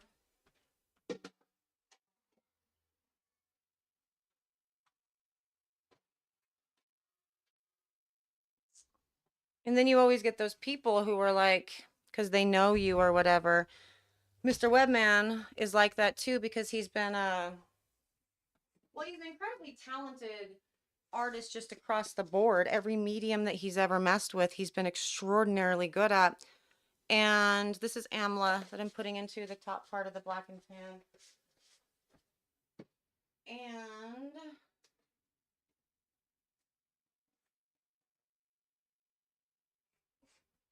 I'm going to do some Rasul too. Sorry guys that I'm sniffing a lot. I need to take some more Flonase. But yeah, everything that he's ever done, from the actual art stuff and making, you know, paintings or graphic design, comic books. He's a very talented comic book guy. He did, like, I want to say shading. It was very interesting how they had these like teams of people that do this stuff for comics. And so one person does like the overall like kind of big picture, and then another person comes in and like colorizes, and then another person comes in and kind of shade. It's very, very cool. But anyway, he has some comic books that he's worked on that are very cool. They're like published books, which is awesome. And what you doing, babe? Oh, why? This ghost is probably gonna need it. For what? We're gonna work on cosplays. You're gonna take our hot glue gun to Ghost's house? Yeah. Take the bad one, and the whole box is right down there. I'm not taking the good one. Don't take any of the good ones. Yeah, take the old one. And no, this is a beer soap. This is just an overall overall body bar. Got it? Yeah, I brought it to Ghost's house before and it was fine. So All right. yeah. Make sure you pack another glue stick. Yeah. Do you know a glue stick? All right. Hey, glue. Welcome. But Oh gosh, don't do that. But yeah, people would always come to him whenever he was doing things. He'd do photography, very, very skilled at that too. And they'd always be like, well, I know you, or I want you to build your portfolio or whatever. You want to build your portfolio. So how about you just, give this to me for free or for crazy, crazy cheap and all of the things. See you later, Kathy. Have a good night. Good luck with your market. And, it's very heartbreaking as an artist. Like, well, no, I mean, I I put my time into this. My time and X number of hours went into a thing and blah blah blah blah blah. And building a portfolio is a trick. Like it's something that people just do too often with this whatever. And so yeah, it can get really, really sad for people who are, artists and trying to make a living out of doing that. It's much more enjoyable to make that a hobby that you can also sell at events and street fairs and everything in the summer, but not try to make it your full-time career path, because starving artists are a thing for like that's a thing that we say for a reason. And it's very unfortunate that we don't value art the way that we should, or perhaps the way that we used to. I'm not super sure about that. I don't know a lot about art generally. I don't know if like people like Picasso and Michelangelo, all the famous people that we know now, if they all became famous posthumously or if they were actually really cool and made a lot of money like during the time. You know what I mean? I'm really not sure about that. But this is the top of the black and tan. So I'm very interested to see what this soap does. Very interested to see the cut and everything of this guy and do a lather test, considering we had an exploded soap or a lye solution. So I want to see what this all does overall. If it ends up being, a lather ends up being less, or if I messed up my fast math to sort of determine which was, what else I needed, how much I needed to add into this to get my full batch size. Very, very interested in this one. So I hope you guys are too. I'll hold this back for when I go live next and we can cut it and kind of find out and we'll watch it. This will be a cool one to watch. Okay. Messy. Messy, messy. Rissa says, some were known, but only the rich could get their stuff. Some became big after they died. Yeah, that's sort of the understanding that I have of a number of them, like people dying destitute or whatever, whose names we know today. So that's crazy. And yeah, exposure pay is it's a whole grift. It's terrible. It really is. People should know their worth. Don't let people walk all over you, Don't be, have some understanding of what your worth is. If you're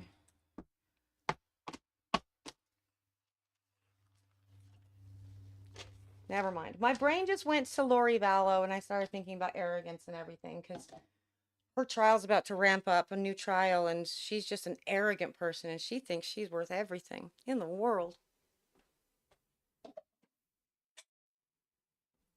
And I've been reacquainting myself with her case because they're starting that trial here in a couple weeks.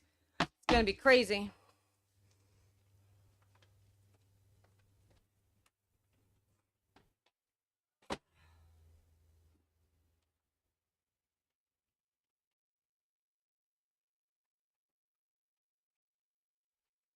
Okay.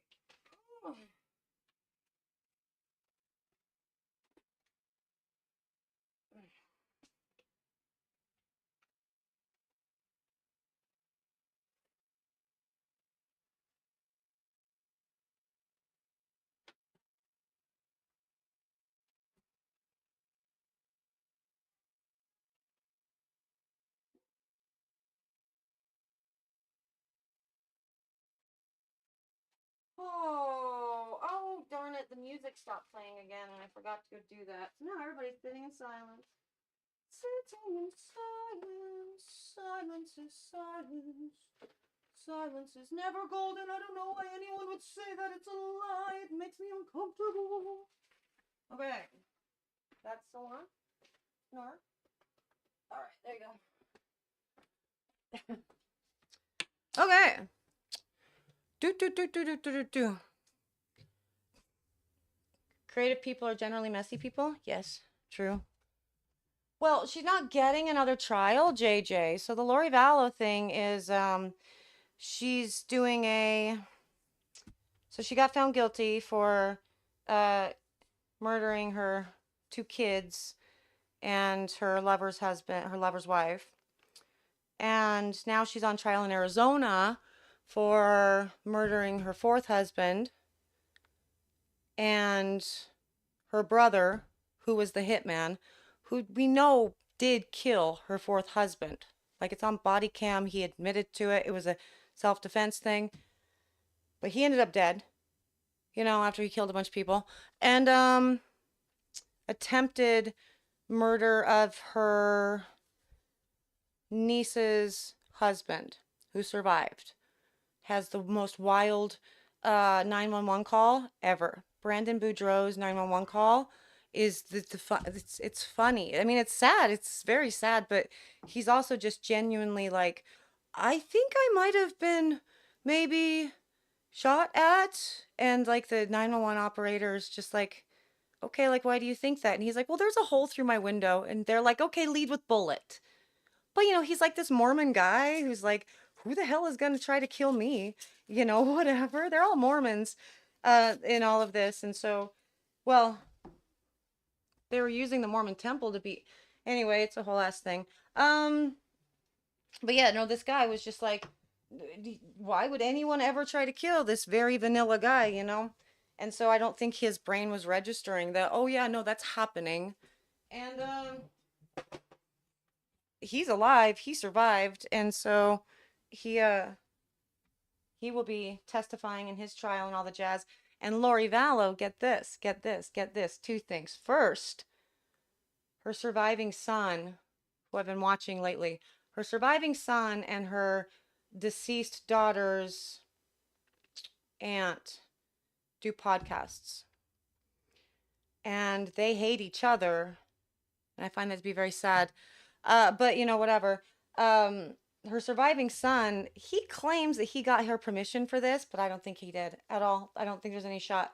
He claims that he got permission for this. He called and talked to her for the first time in like 4 years at the jail, recorded it, asked her all these questions, right? And then he put it up as a podcast. And again, I don't think he got permission for it, but I also kind of don't care because she's in jail. What are they going to do anyway? And in this one, she's claiming, like, her new story is that Tylee, her daughter, was the one who did all the killing. And so it's very gross and awful. Like, she's a horrible person. But she recently did an interview on Dateline, and that was crazy. But I think because of this, Tylee, like, she's like now shifted her narrative to, oh yeah, it was my kid. She killed my other kid and felt bad about it, so she killed herself, thing. I don't think lawyers really wanted to take her on. So anyway, as a result, she's representing herself. And so they've had some pretrial conferences so far that have been recorded, televised, and they're insane, buddy. Like, she's so dumb, but just so confident. That's narcissism right there. And also, she's a sociopath, so she's got all the personality problems.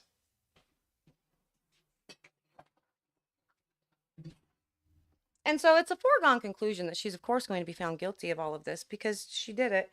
But, allegedly. But it's going to be a really interesting trial.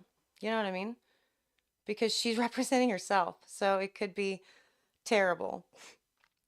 But yeah, so it's well, I mean, they are Mormon, Rissa. They didn't get excommunicated from the church until after all this came out, and we still don't know if Chad ever did get excommunicated. One of them doesn't have a record of excommunication that's been published yet.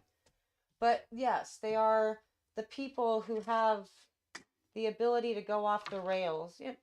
Mormonism is high demand religion that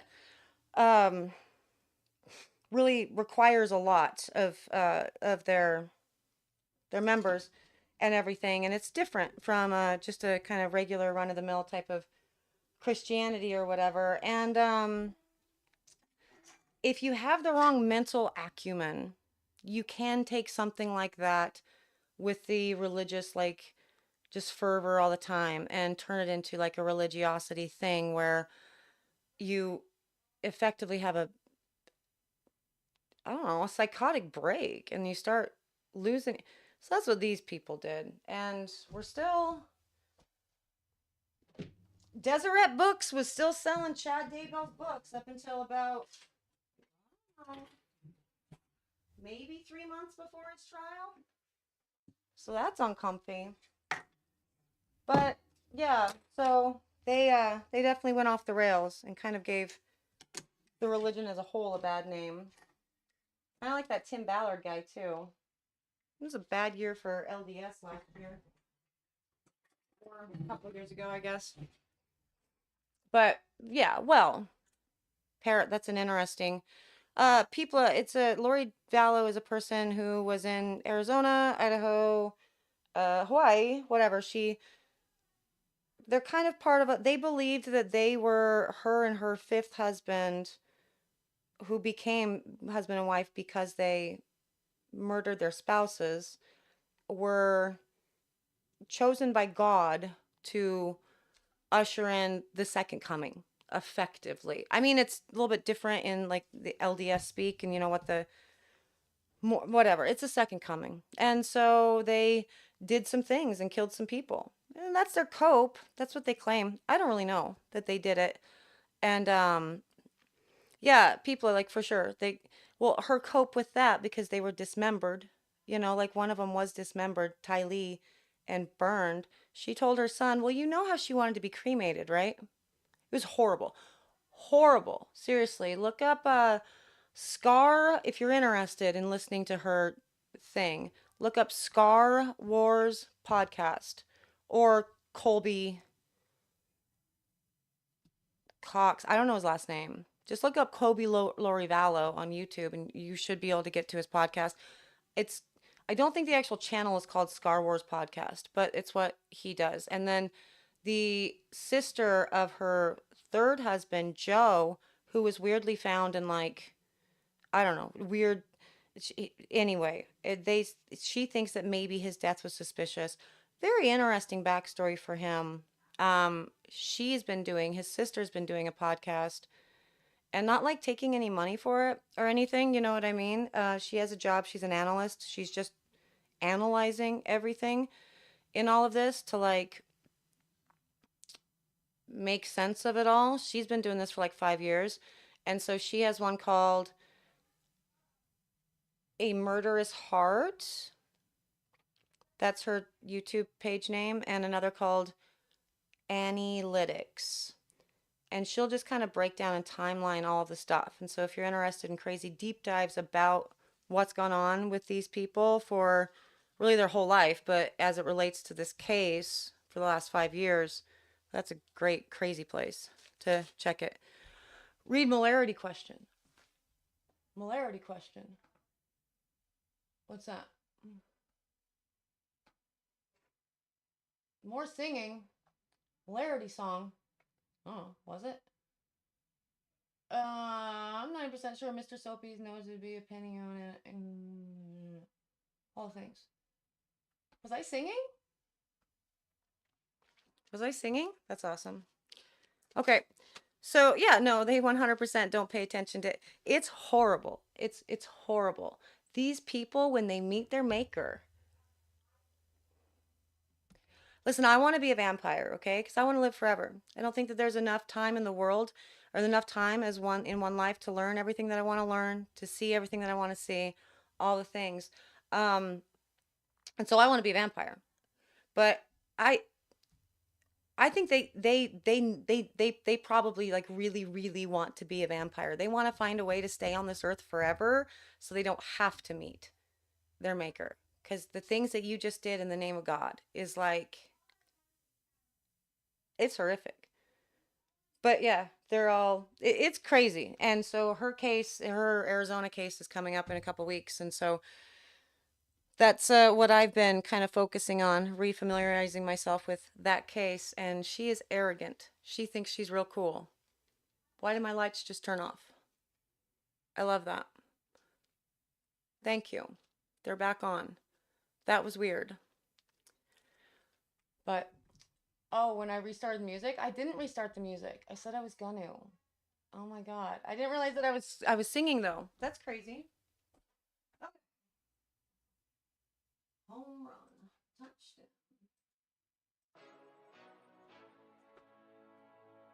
I'm basically always singing though. But Lizzie Borden. Lizzie Borden. Which one's Lizzie Borden? That sounds really familiar. Was that the one where they were like boarders in different like hotels, or a nanny or someone that murdered a whole bunch of people? No, a wife that had a bunch of husbands and she'd murder them all, right? Did she turn one of them into soap? I don't know. I gotta look up Lizzie Borden. Had an ex. Who had an ex? Rob's coming in with just axes. That's awesome. Soapy Fluff says, I have a science question for you. I remember all my bio teachers' names. Do you do science songs? And if so, what one is still engraved in your mind for life? Yeah, I don't have any science songs, I don't think.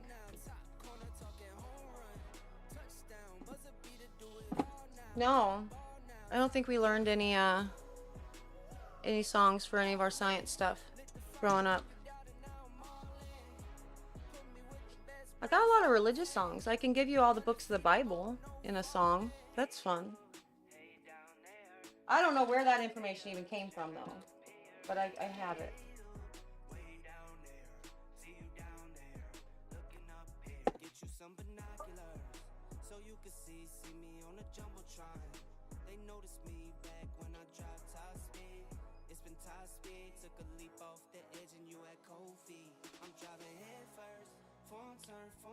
Oh, this is the Molarity song. Okay.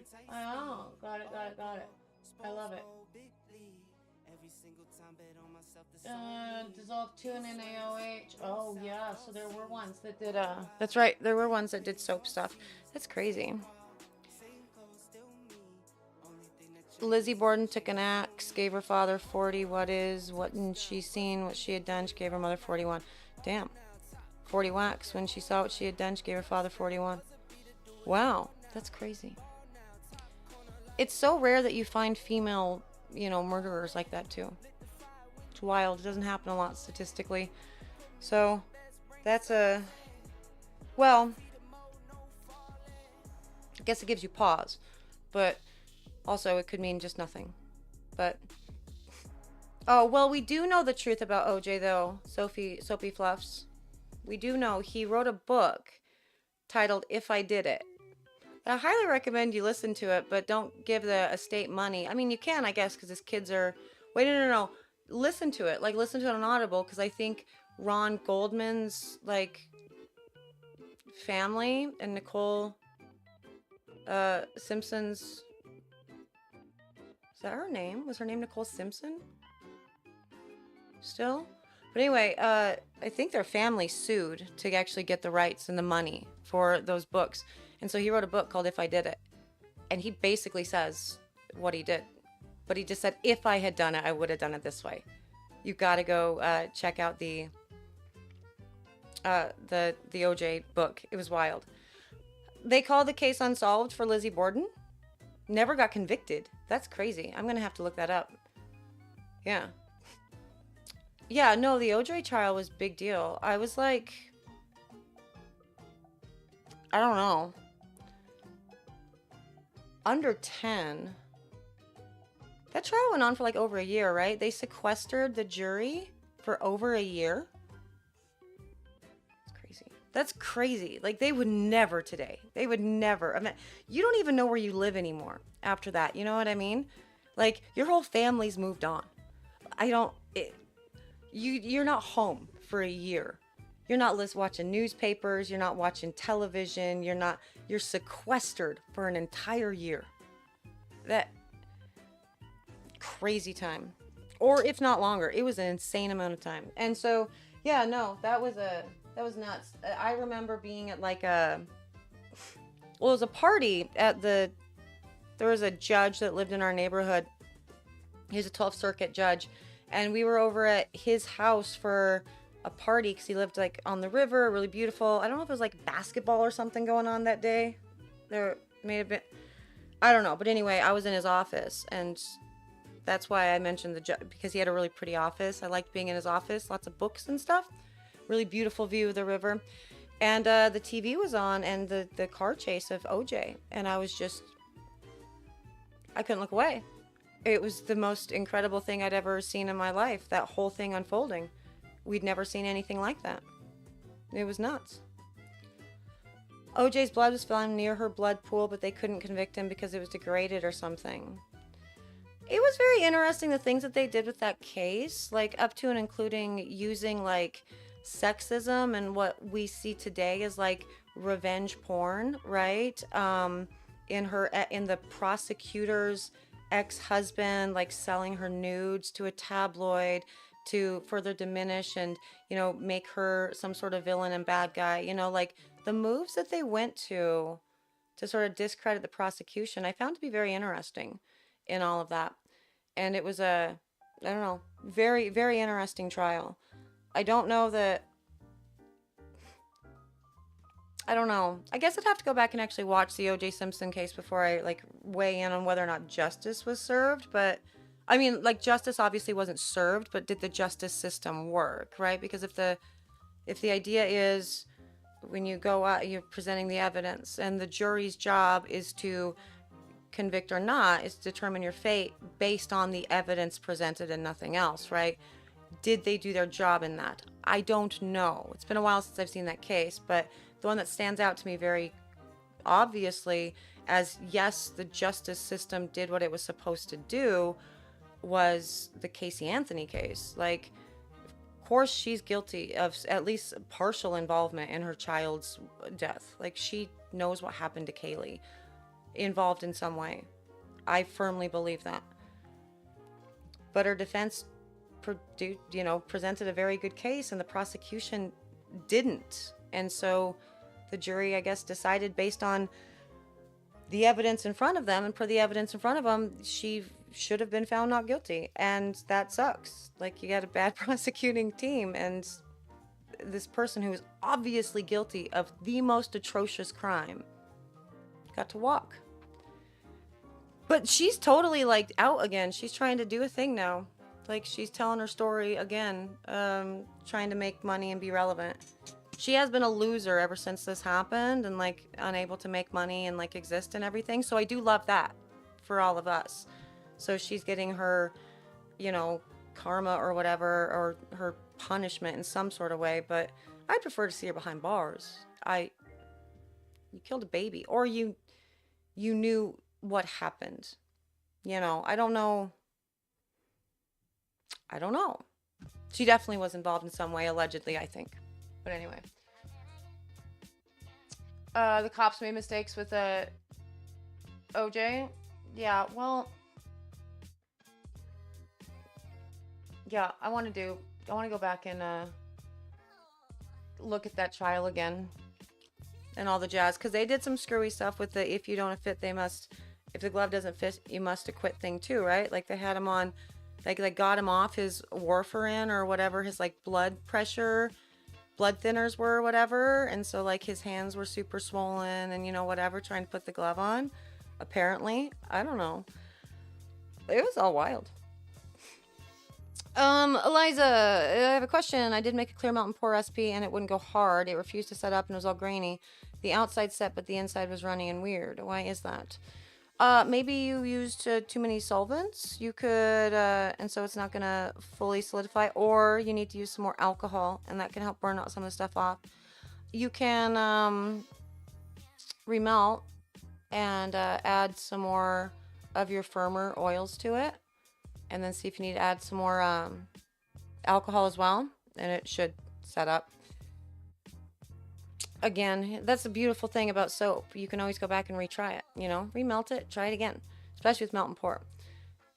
They basically say women can't kill, so when one does, they try not to see it or convict them. Yeah, the prosecutor is super messed up on Casey Anthony. That was crazy. You have a cure question to pick my mind. You know, sea salt soaps cure super fast, and sodium lactate they harden, but does it help cure like sea salt? Yeah, it does, for sure. The sodium lactate soaps will cure up faster, harden, all the jazz. So that's always a good thing to put into your, if you're wanting a faster turnaround on all the jazz. Sarah Boone was crazy, people. Holy crap. Crazy. Crazy. Like, even right now, she's still crazy.